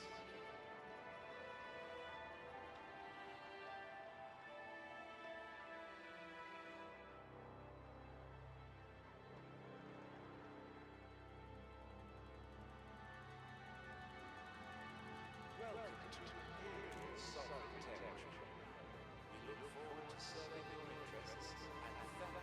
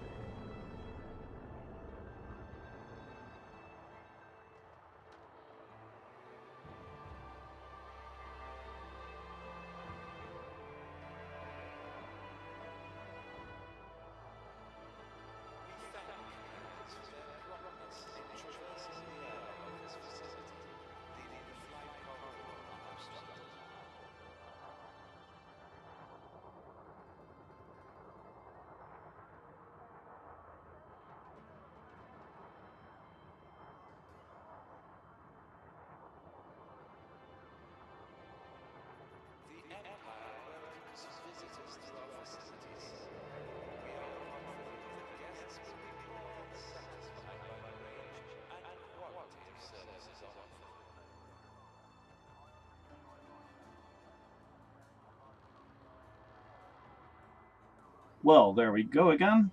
Let's see. Let's turn off that. Yes. One of the best mods ever made. Well, it's not a mod per se. It just works. You know, if you have to go to the bathroom, you can just keep your have your plane flying in. Well, we need 3, but we can buy 8. So why not get all 8? Since it's a very rare commodity as well, it'll be more expensive once we go further from here. Okay, refuel.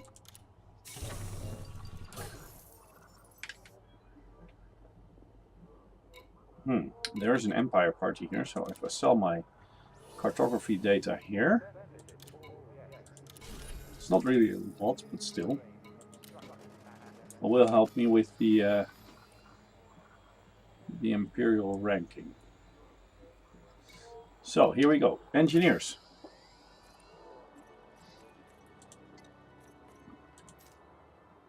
View on galaxy map. She's 376 light years away. That's going to be a pretty long journey.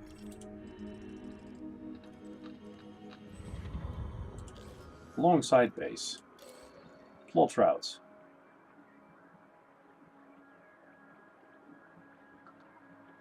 Yes.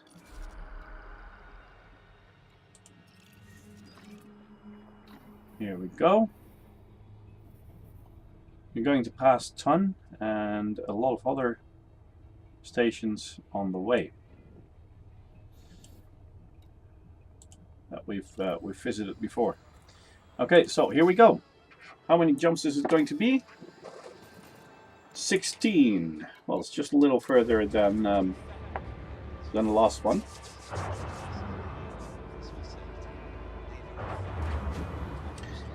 Eldarin 513 Bradman, and let's see, what the frack? Oh, welcome to the stream.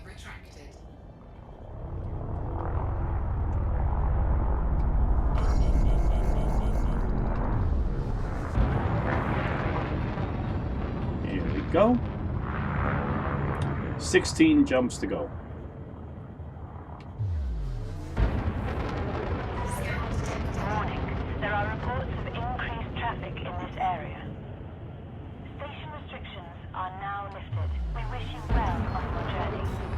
Okay.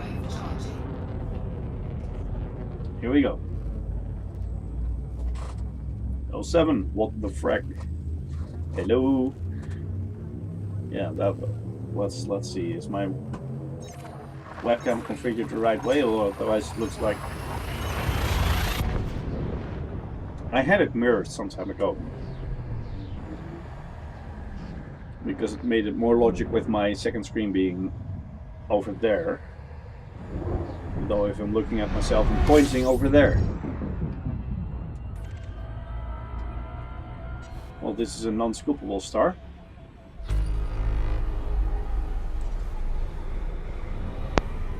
Yay! Thanks for the follow.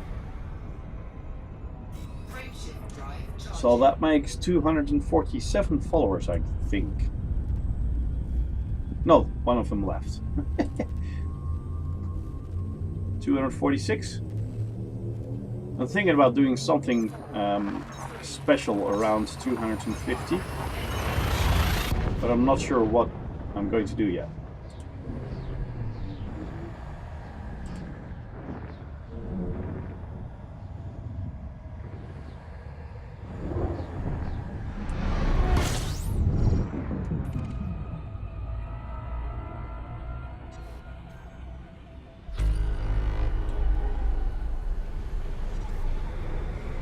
I had the KGB foam thingy activated.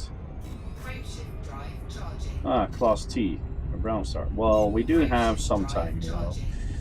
We don't really have to refuel it every single star. That's a good thing about the ASP. It has a long range anyway because of its big jump range and very big fuel tanks. But in a few jumps we should be able to to get a star that actually allows us to refuel. And if we don't, we'll have to start searching for one.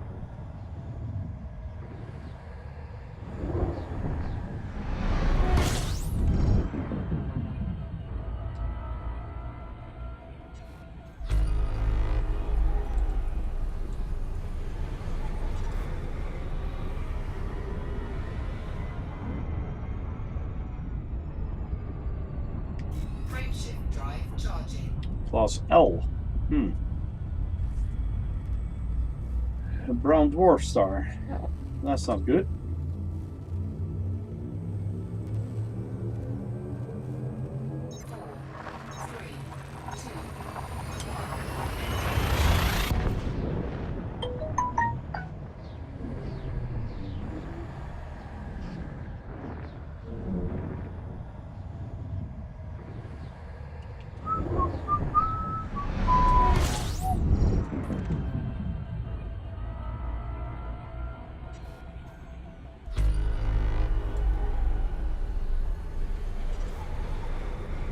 Okay. Class T. No, we're going to look into the galaxy map because this is not going to work for a very long time anymore. Let's see. Show by color. Star class. See, it is KGB foam, but somehow it didn't apply a filter route except for now. Now it does. And that is going to be an M class. We can refuel there. Still only 12, well, still 12 jumps, so it didn't increase journey. That's a good thing.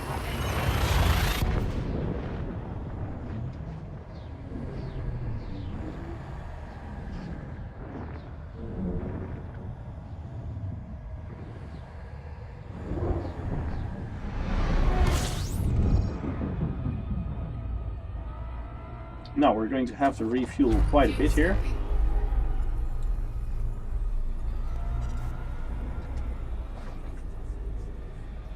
Now this is a little more dangerous than putting your ship in auto dock mode. I could say, you know what? Let's go downstairs to get some cookies or another coffee, but you know, you can be interdicted doing this. You can overheat your ship. So there's a lot of things that are just not good. I can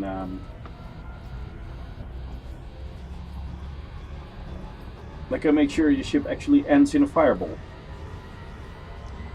which is not a very good plan. We'll do the rest of the refueling at the next star.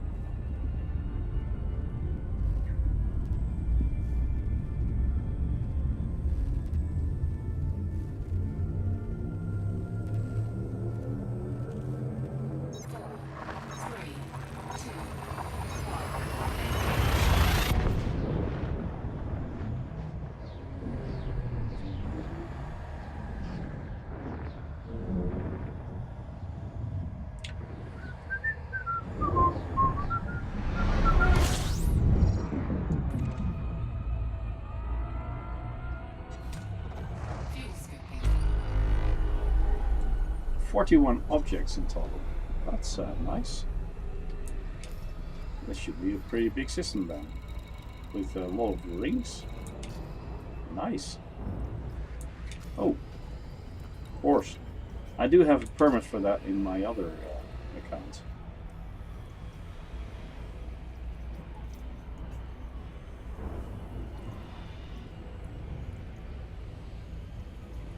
Because it comes with a post commander Fuel scooping complete. rank in the Federation, if I'm correct. Just check that. I'm not entirely sure anymore. Yes, post commander. Here, rank 10 gives you access to horse. Not as in horse with an E on the end, but it's slightly different. I haven't gone through the system yet, though. 4, 3, 2,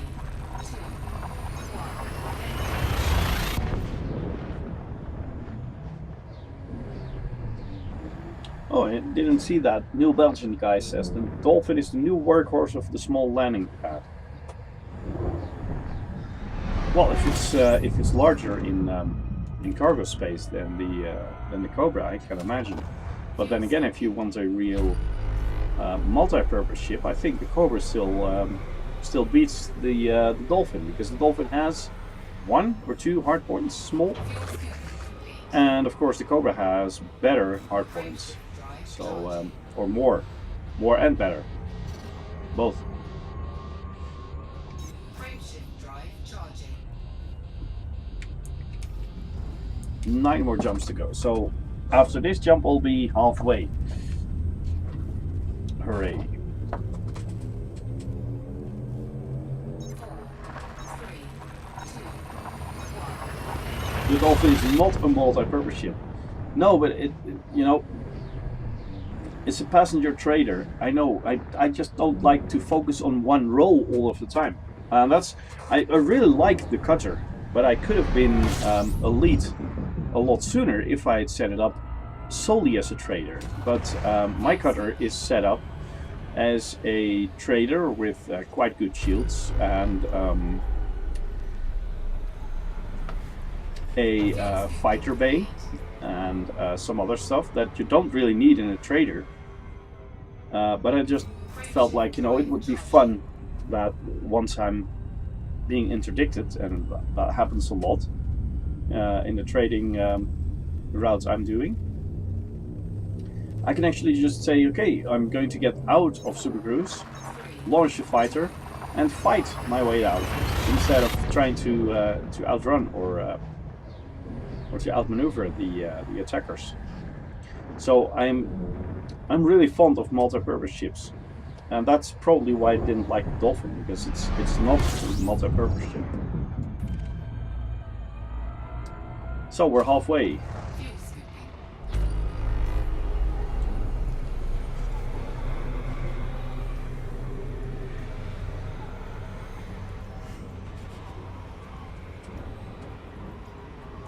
Fuel scooping complete.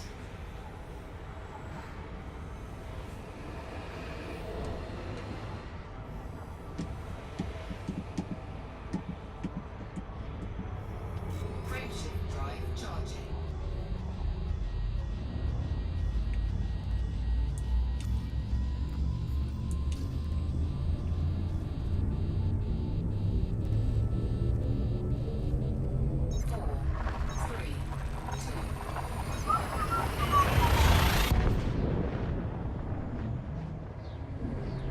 Getting closer and closer.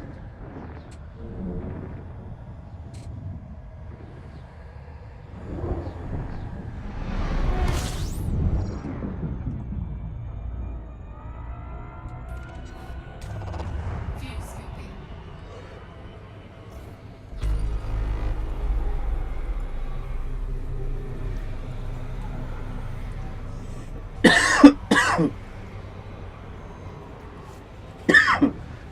Fuel scooping complete. Edo Trek, welcome to the stream. Frameshift drive charging.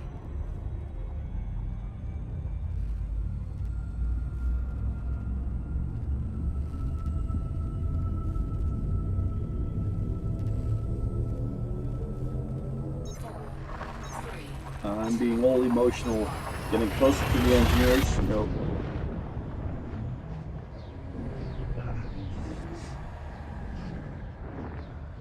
Well, basically when I yawn, a lot of the time, just tears start rolling from my eyes, and that really is annoying. But hey, Fuel scooping. don't fight the tears.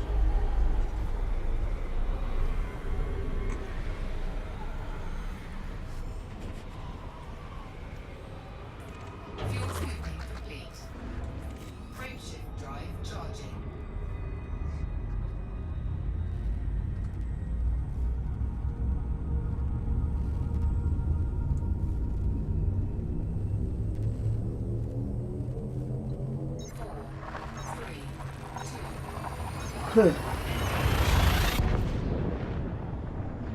I'm doing it again.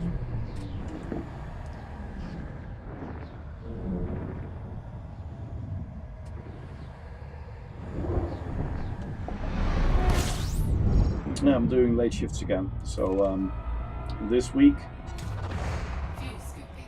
not going to bed really early. But this morning I actually got out of bed too early. But you know, some days I do want to spend some time with my wife and kids if it's at all possible. So I got out of bed way too early to make sure I did have some time with them.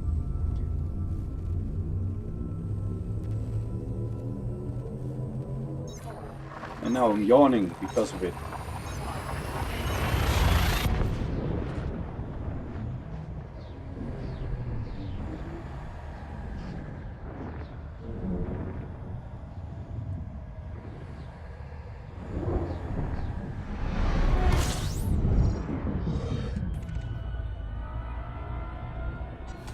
Continuously yawning.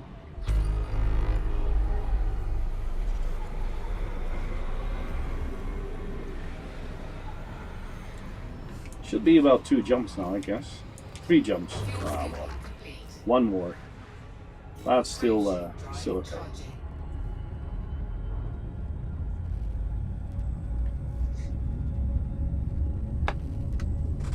So, as viewers, what do you guys think would be the best course of action for me to take? You know, I have this ASP. It's not fully upgraded yet. I might work on that a little more, but it'll cost me about 10 million to fully upgrade it. That's not going to take too long. Then I also have a Vulture, which is not fully upgraded, but it's upgraded pretty decent.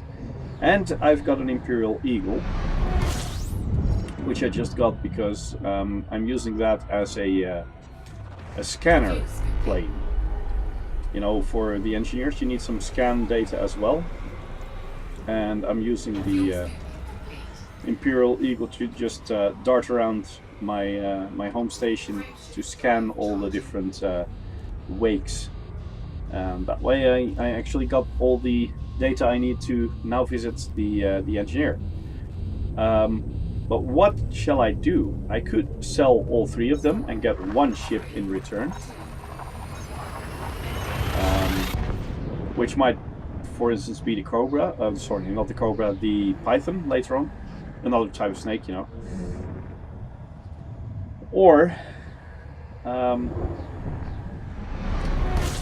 just focus on getting an extra ship at some point. Fuel scooping.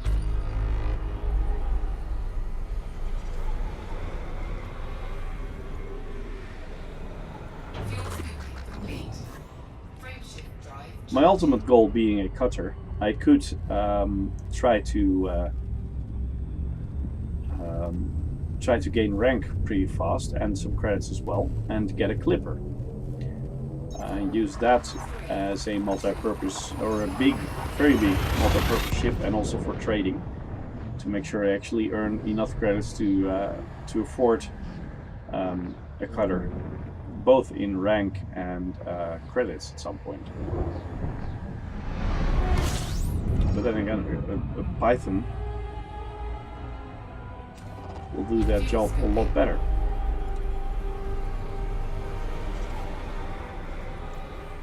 Fuel scooping complete.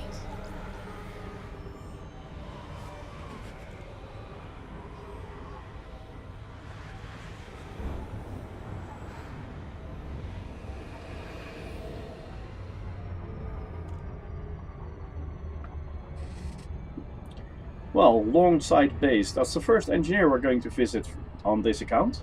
I'd go for the Python or the Clipper. Well, that's not really helpful. I'm trying to decide between the 2 of them as well. I do like the Clipper a lot more because of its looks, and because it's just logic. I've got the Imperial Eagle.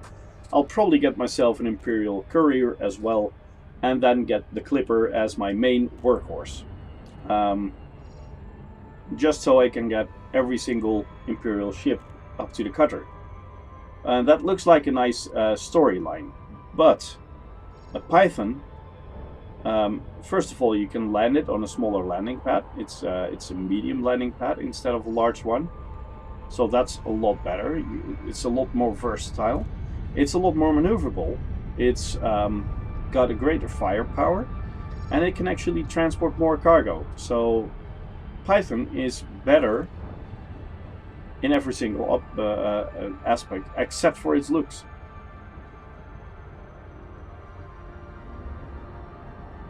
So I'm not sure what to do. But Python will probably be a ship that's a lot more fun to play as well. So I'll probably have to settle on the Python. But the thing is, if I want to get the Python, you know, not fully upgraded, but let's say C rated, it'll probably cost me around 80 million credits. If I want to get the Clipper A rated, it's going to cost me around the same amount of money. So there is a difference there as well.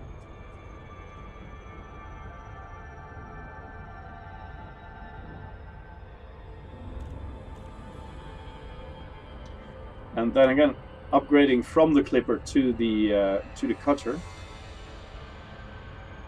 is a lot more logical step than from the Python to the cutter.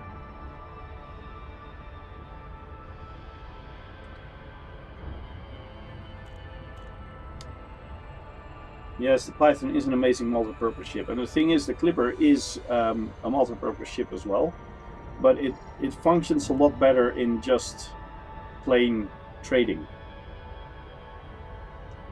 And because of its size, it can't land on outposts.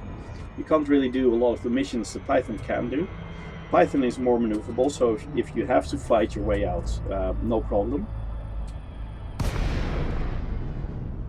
It'll probably be a Python, but that'll take some time, because if you want 1.6 million credits now, Python costs 55 million, I think, and the net worth on this account is 39.5 at the moment.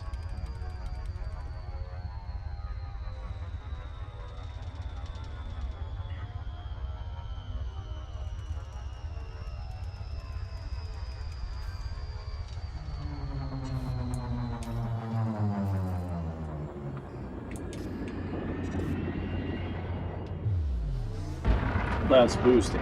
Lincoln, Bravo, Whiskey, Alpha, flight control, online. Welcome, Commander. Request docking permission if you wish to land. Yes, I do. I do wish to land. So let's request docking then. I'm curious to see whether or not it's working on this one, because the gravity is a lot higher here than on any other planet I've been on so far on this account.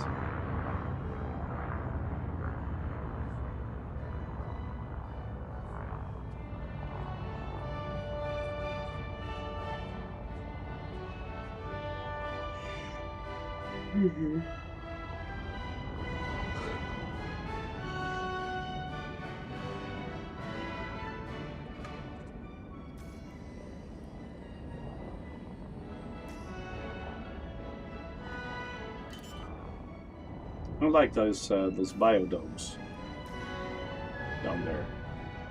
Landing gear deployed.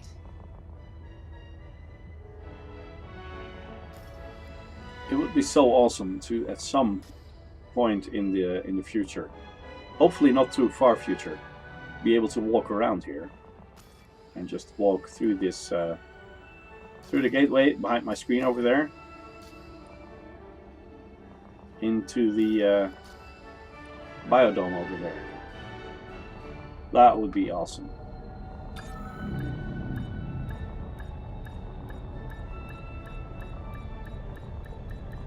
Well, here we go. Landing.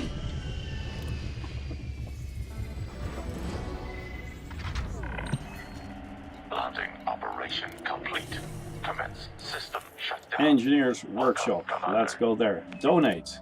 Yes, we're going to donate the Soontil relics we have. FSD. Here we go.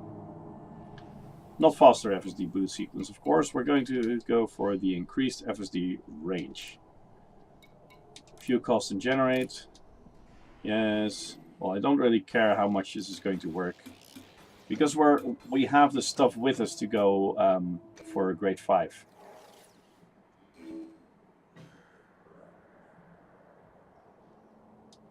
Let's see. Let's do it again. Nunix 16 and Molox, welcome to the stream.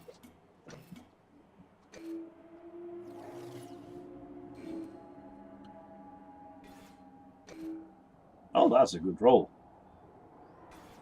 Not on the mass, though. Let's try it once more, and then we'll be up to grade 2.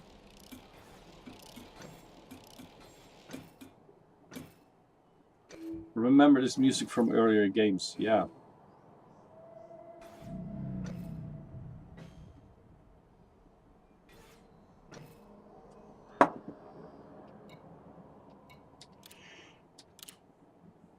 Here we go, grade 2 access. Increased FSD range as well. Here we go, fuel cost and generate. I'm just going to fast forward this a little.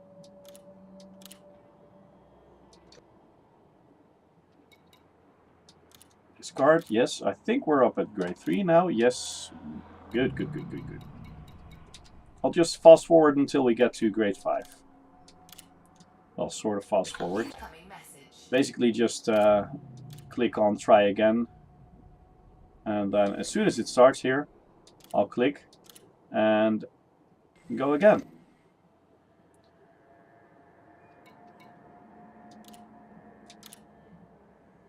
So, grade 4.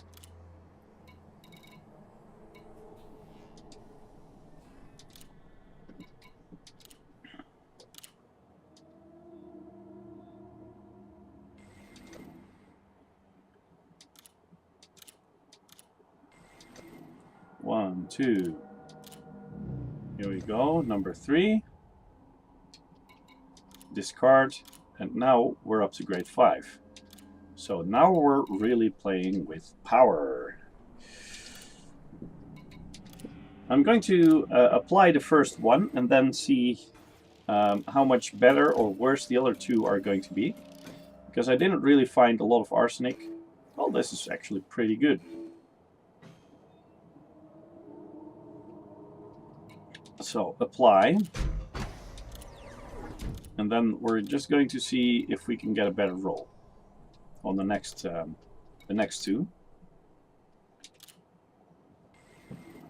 and maybe even get an experimental thing. No, there's no experimental here, right? I'm not sure. So everything is better except for the one we're going for, optimized mass. Integrity is a lot better.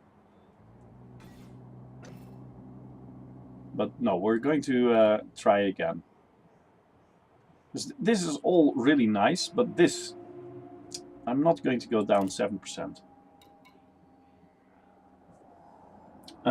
Is there any way you would suggest to make money as a guy with an upgraded Cobra Mark III and a Type 6 hauler?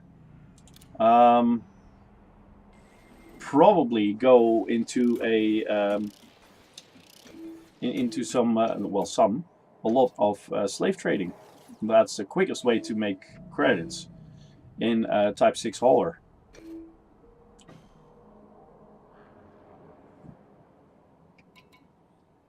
Oh, that was that. We don't have the stuff to do other things. Let's see, can we... The mass of this one's going down, and...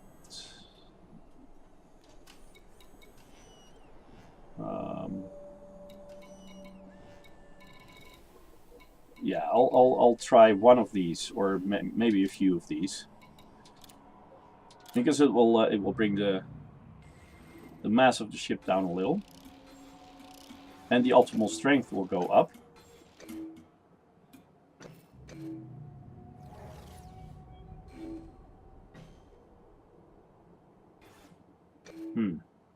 We'll have to re-roll on this.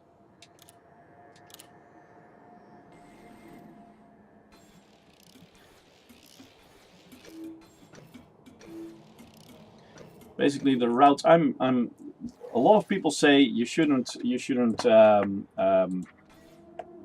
If you found a good route, you shouldn't tell it to other people.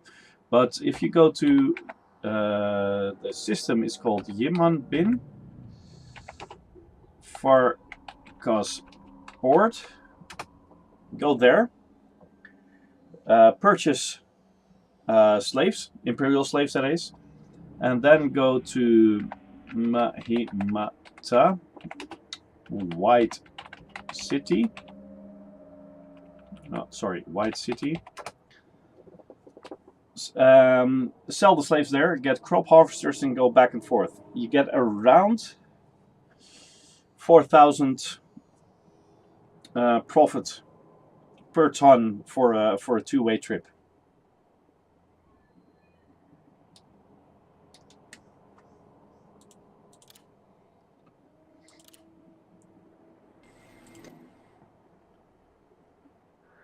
Okay, that's a good one. Apply.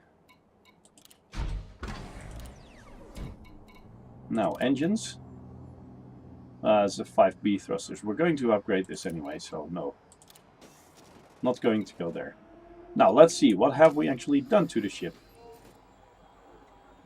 39.68 light years with a maximum jump range of 43.9. It's 4,000 around, so it's about 10 times more than 400. And it's the best I could find at the moment. If there's a better one, please let me know in chat, or especially let Gaming Shadows know.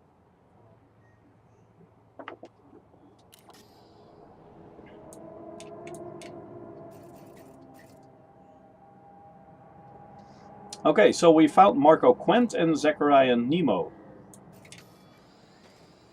Zechariah Nemo. Have I ever visited him on my other account? I'm not sure. What can we do with Zechariah Nemo? Oh, wrong one. Wrong one. Here, engineers. Zechariah Nemo. Let's see. Fragmentation cannons, multi-cannons. So I don't think I've ever visited him. Party of Yoru has to invite me. Oh, wait a second. I think I did.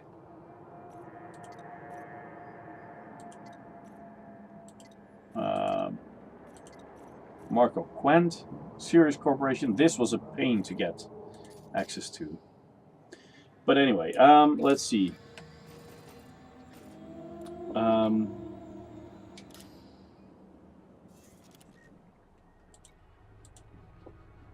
Robigo.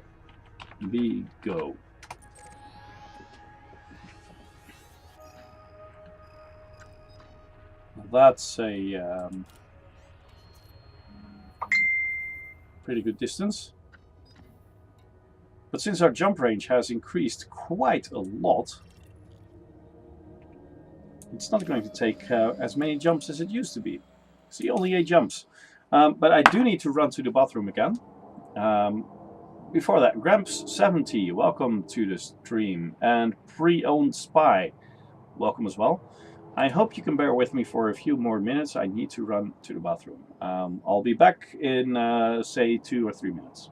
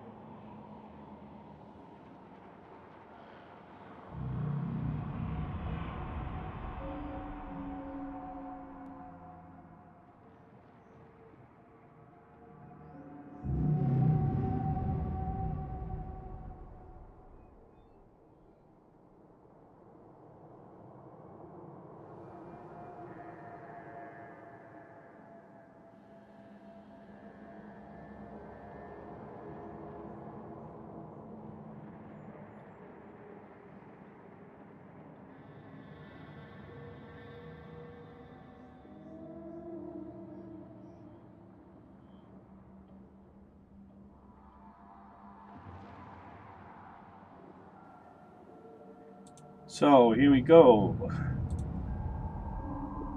Going to go to Robigo. Rags to riches. What are you doing for, well, credits? A lot. There's nothing I wouldn't do for credits in this game. I haven't traded slaves yet, but I'm probably going to be doing that soon as well. I just think, yeah, well, I'm on my way to Robigo now, so I have heard rumors that it is still up and running at Robigo, and I've heard rumors that it's actually not working anymore. So I'm just going out there now to see whether or not Robigo is still a viable option to Clear for departure. both earn reputation with the Empire and earn loads of credits. So all alive, we'll see how that is going to work out. Control now offline. Rags to riches. Yes, I started with an empty account. This is day 16 on that account, and at the moment my net worth is, I think, still 39.6 million credits. And I own 3 ships now. In the first day I went from the Sidewinder to an Adder to a Cobra, and then it took me about 5 more days to get an Asp. So in the first week I got up to an Asp, and that was about it. And now the second week has passed already, and I own this ship, an Asp, still the same Asp by the way. Well, technically it's not, because I got destroyed once.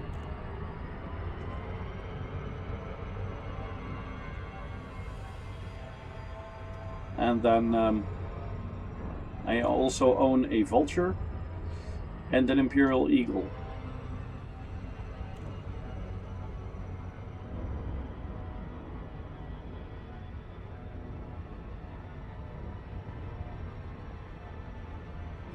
Let's make sure we get out of the orbital cruise area.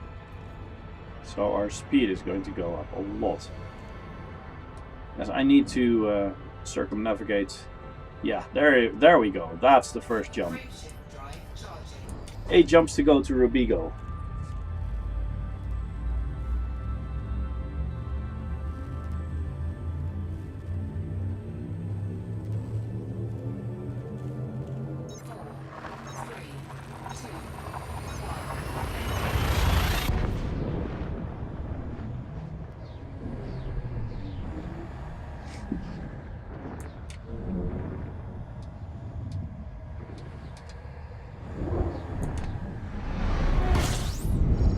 Woo, nice.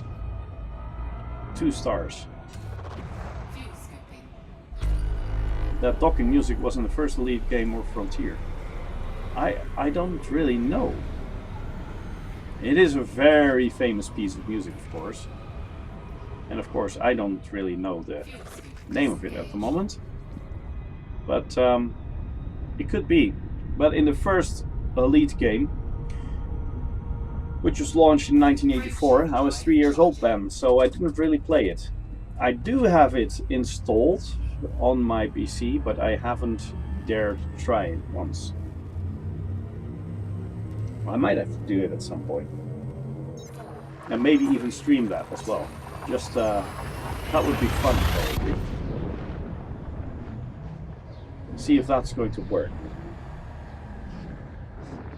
I might look into that. Maybe later this week I can squeeze in an extra evening of streaming, and then stream the 1984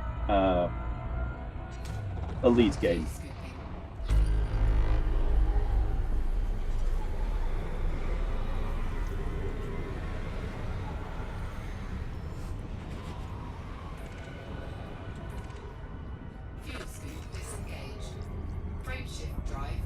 But I'm going to have to look into it first, because I wouldn't know how to control that. It's probably not going to work with my HOTAS. So, yeah, we'll have to think about whether or not it's going to be a good plan. It would be funny though.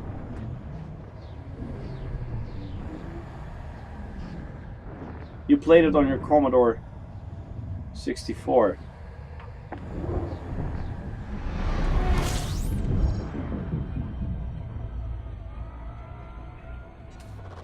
Fuel scooping. Well, my first PC was an 8086. Some would also call it a 086. Fuel scooping complete. And that was around that time the 486 was also available. But of course I didn't have the money for that. I was around 14 years old when I got that one. It had a 40 megabyte hard drive. It had 640 kilobytes of working memory. And my processor was, I think, 4 megahertz. And no matter how hard I tried, I typed a lot, I saved a lot of SimCity Classic games on that disk. No matter how hard I tried, I couldn't fill the 40 megabyte hard disk. So then at some point it crashed, the hard disk, and I got another one in. That was 20 megabytes. And even at 20 megabyte, I didn't find enough stuff to put on it to actually fill a 20 megabyte hard disk. Fuel scooping complete. Frameshift drive charging.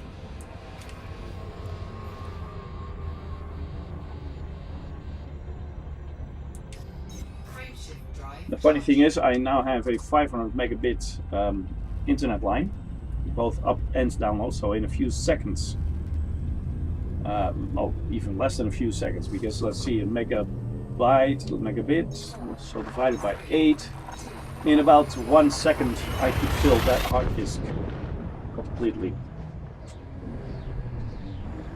LoveC666, welcome to the stream. So,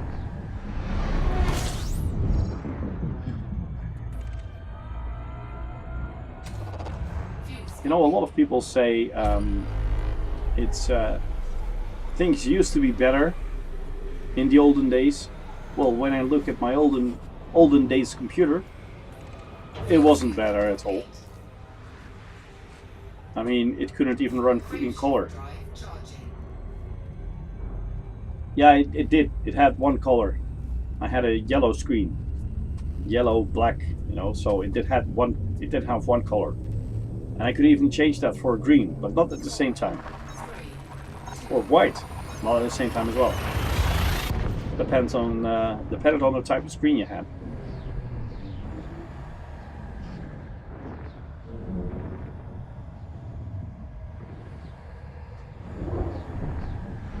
So this is a lot better, of course.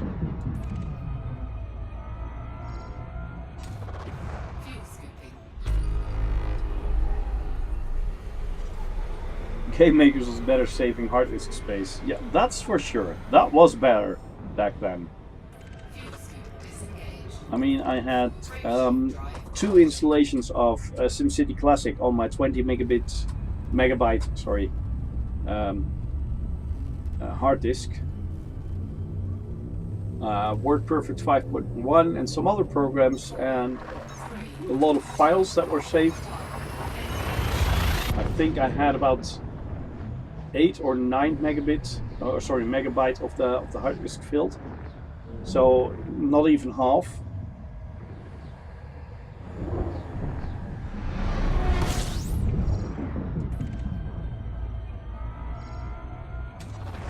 Fuel scooping. So they were a lot better in saving disk space.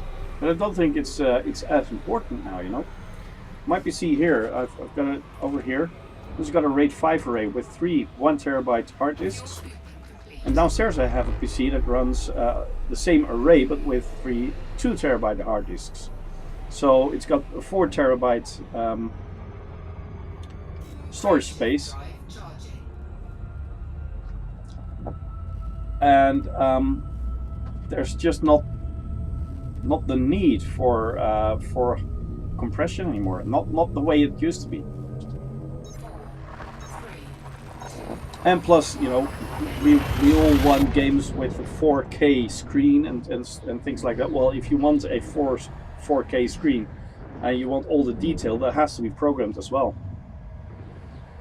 Should you upgrade from the Type 6? Well, it depends on what you like to do.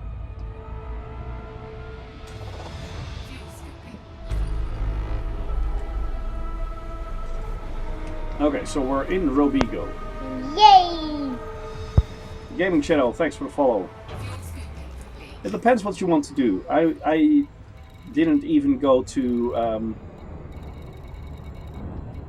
let's get into the system map. It looks like there's only one station here.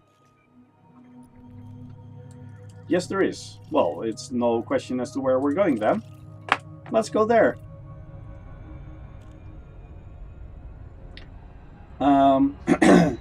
I didn't get the Type 6 on this account, but if you really like trading, then stick to the Type 6 for now. If you like to do other things, because this ship, the ASP, costs a lot more than the Type 6 to purchase, but it can do a lot more roles as well, and it can transport quite a big amount of cargo as well. Not as big as the Type 6, but there's not a very big difference.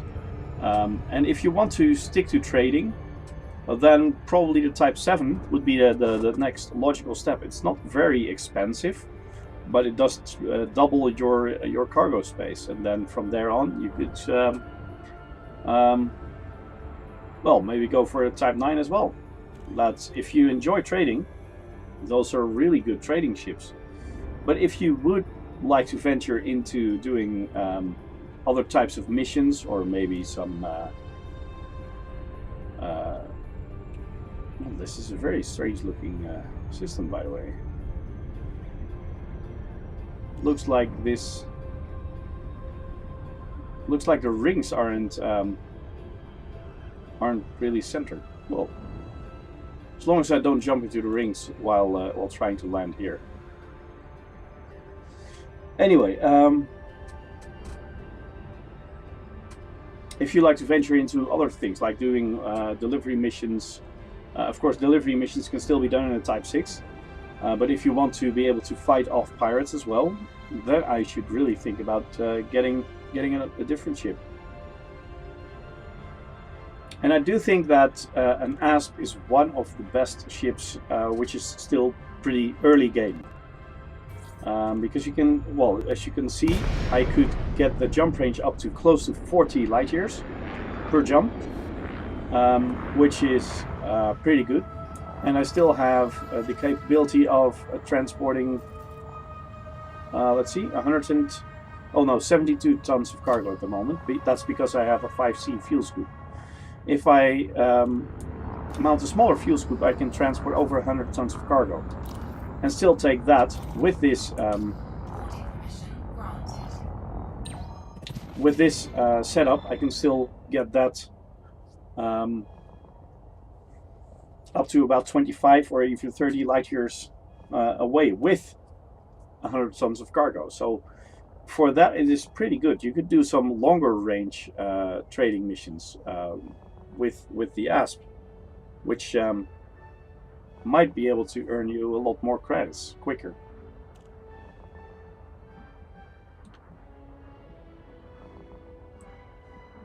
So if you want to stick to trading, I'd stick to the Type 6 until you can afford a Type 7. But if you want to venture into other stuff as well, I would probably say let's well get an ASP first, because you can do a lot of things in that. And then maybe go for, well, there's a lot of things you could do. Federal Dropship is a very nice multi-purpose ship as well, which is totally insane in firepower. Actually, you can have about 150 tons of cargo and kill every single pirate that tries to attack you in that ship, if it's well upgraded and your skill level is okay. And of course, at some point, get into a Python,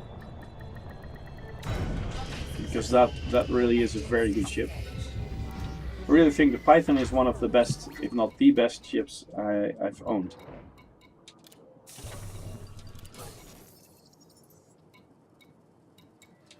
No, I wasn't doing that. I was planning on going in here. Now, see, 374,000 credits. Incoming message. That should really get my Explorer rank up a little. Now, let's see. I heard there were some, see, smuggling missions. But I have to be friendly first. For all these missions, I have to be friendly. How can I become friendly if I don't have any missions here?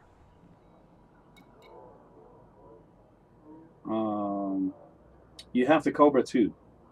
Yeah, I use the Cobra to get me up to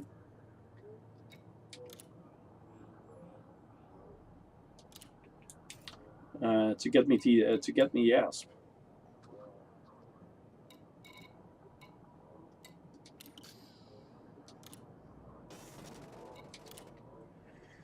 Well, it looks like I don't have any missions here because I need to be friendly until I can get these missions.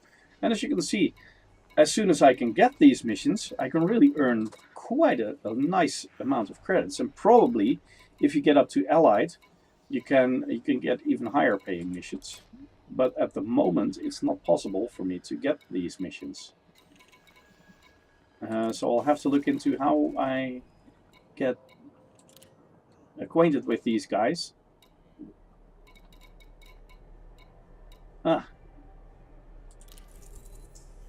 Where does he want to go?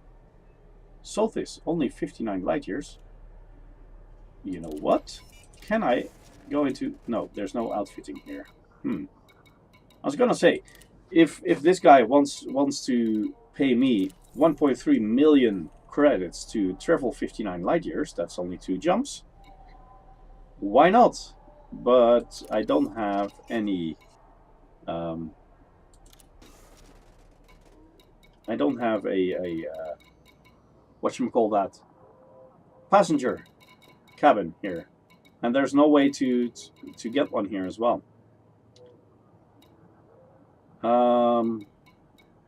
Let's see. Let's check the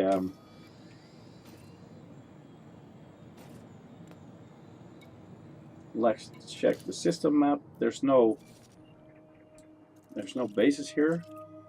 No. There's a lot of landable planets, but nothing nothing spectacular. So let's go into the galaxy map.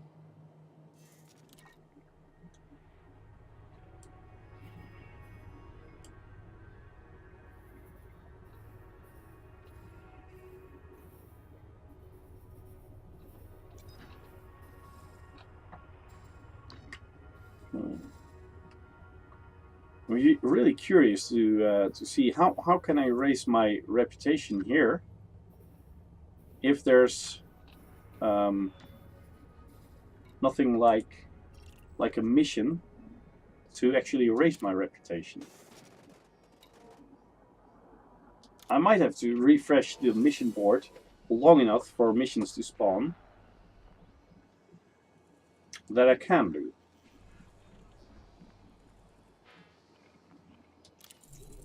Oh, and this is not even Imperial slaves, it's just regular slaves. Uh-oh. I'm not sure if that's a good plan.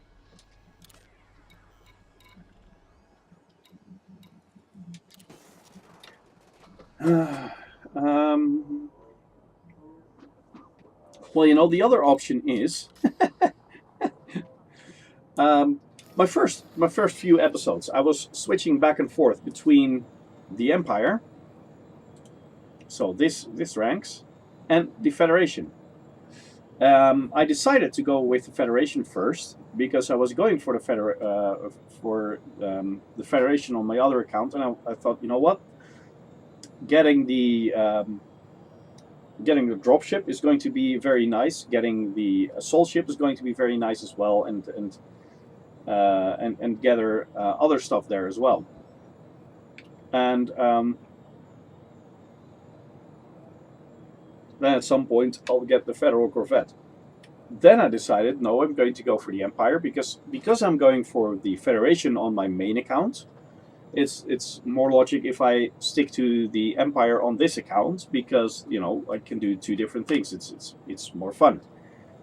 But now I've actually been playing with the Empire a lot on my main account to get a cutter on that. So I might switch back, you know, since Solstice is really close by, I could just go there and do a lot of data delivery missions. But now you say gather rare goods and deliver them there. I do still have some rare goods with me. The Soontil relics. Now that you mention it, here we go. And I probably have some of these things as well.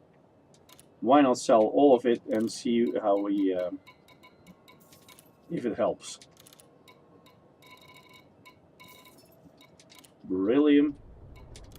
Let's sell those. Let's sell this. Let's sell the palladium. You should get a Hudson Mux. Nope. Nope. I'm not going to do that.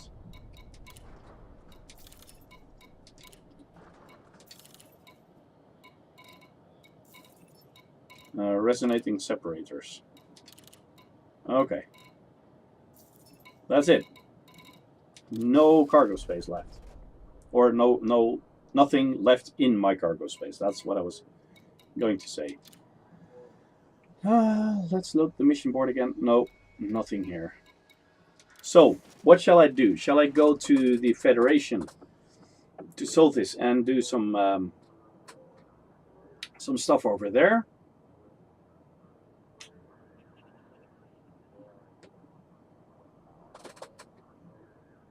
I'm not really sure. It's 12:30 here. I should probably quit in a few minutes as well.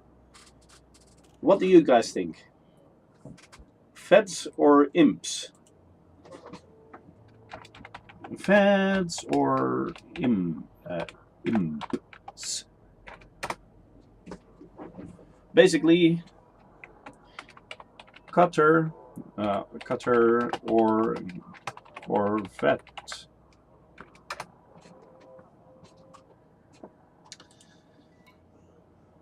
Vet.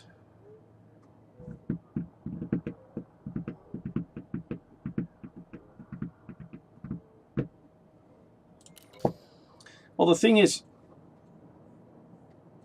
I probably have to do a lot of slave runs, and you know, I'm not really feeling comfortable there. I know it's a game, but imperial slavery trading, okay, no problem whatsoever.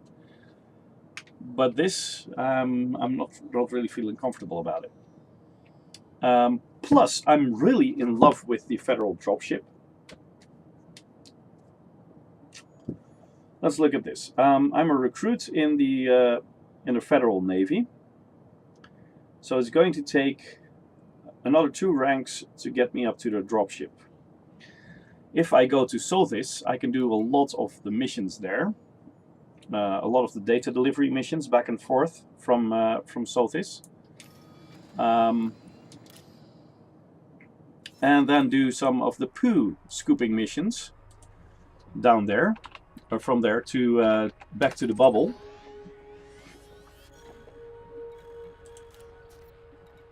See, it's only 2 jumps to go there. Nice. Yeah, I'm going to go to Sothis and focus on the Federation. For now. I might change back again. I'm not really sure. We'll have to see. The main goal of this account is to at some point become elite in one of the roles. If I focus on doing a lot of data delivery missions between Sothis and Seos, because that's going to be the thing. And next to that, do the poop scooping missions from Sothis to the bubble. I'm going to be able to earn loads of credits, as in hundreds of millions, and rank as well.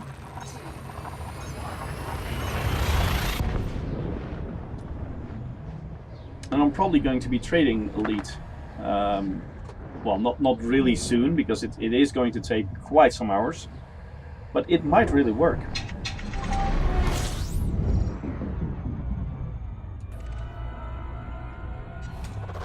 Fuel scooping.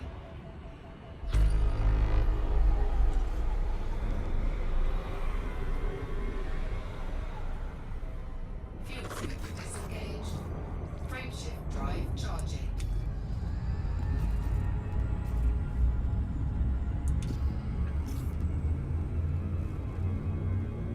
Well, one thing is for sure.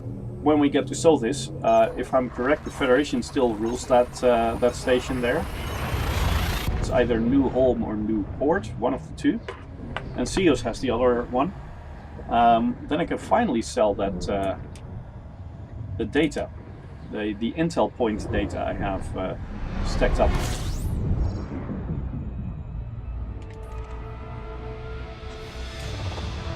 scooping.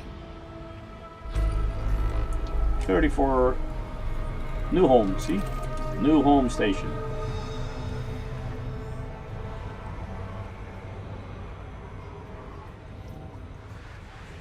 Fuel scooping complete.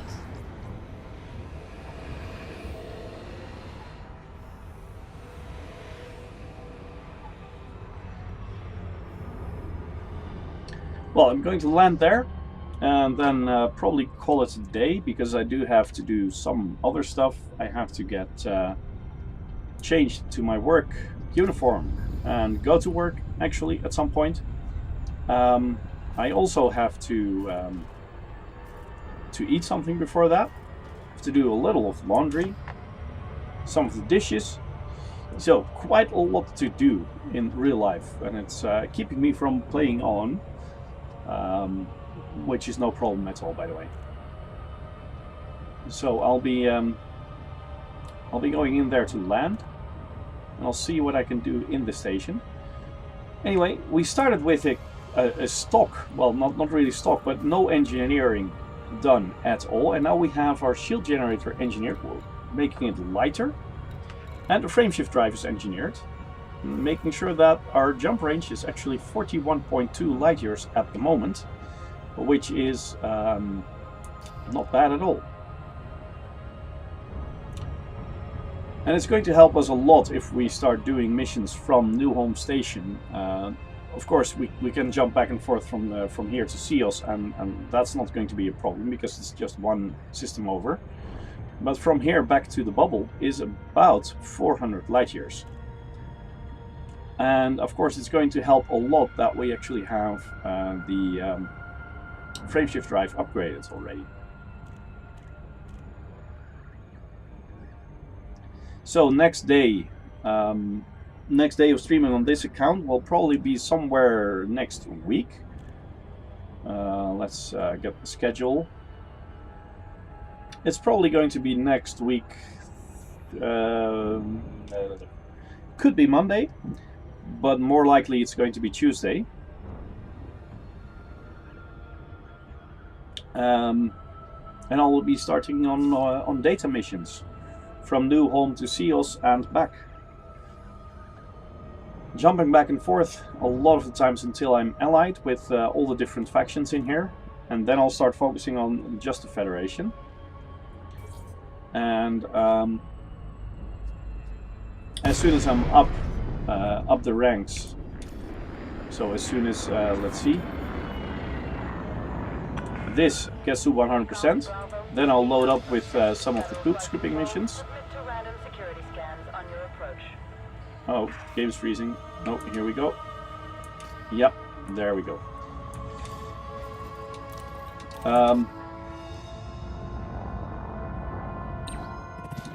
So I'll get some poop scooping missions, and also make sure that I get the Federal Navy as a rank ascension mission. And then basically just get back here. I might do a round or a tour to get some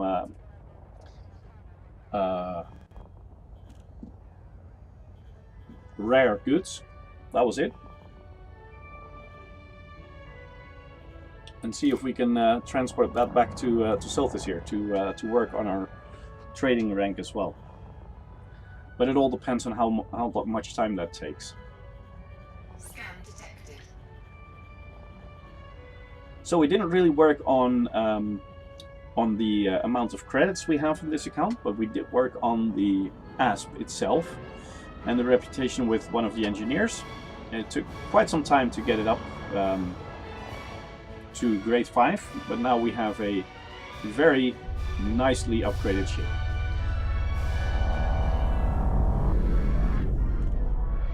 $45 over there. So I'm going to look at the mission board for a moment, see what the ruling faction here is. Let's see. Should be able to see it somewhere around here. Federation Unite. It says New Home Station Federation Unite. It's probably still the Federation then.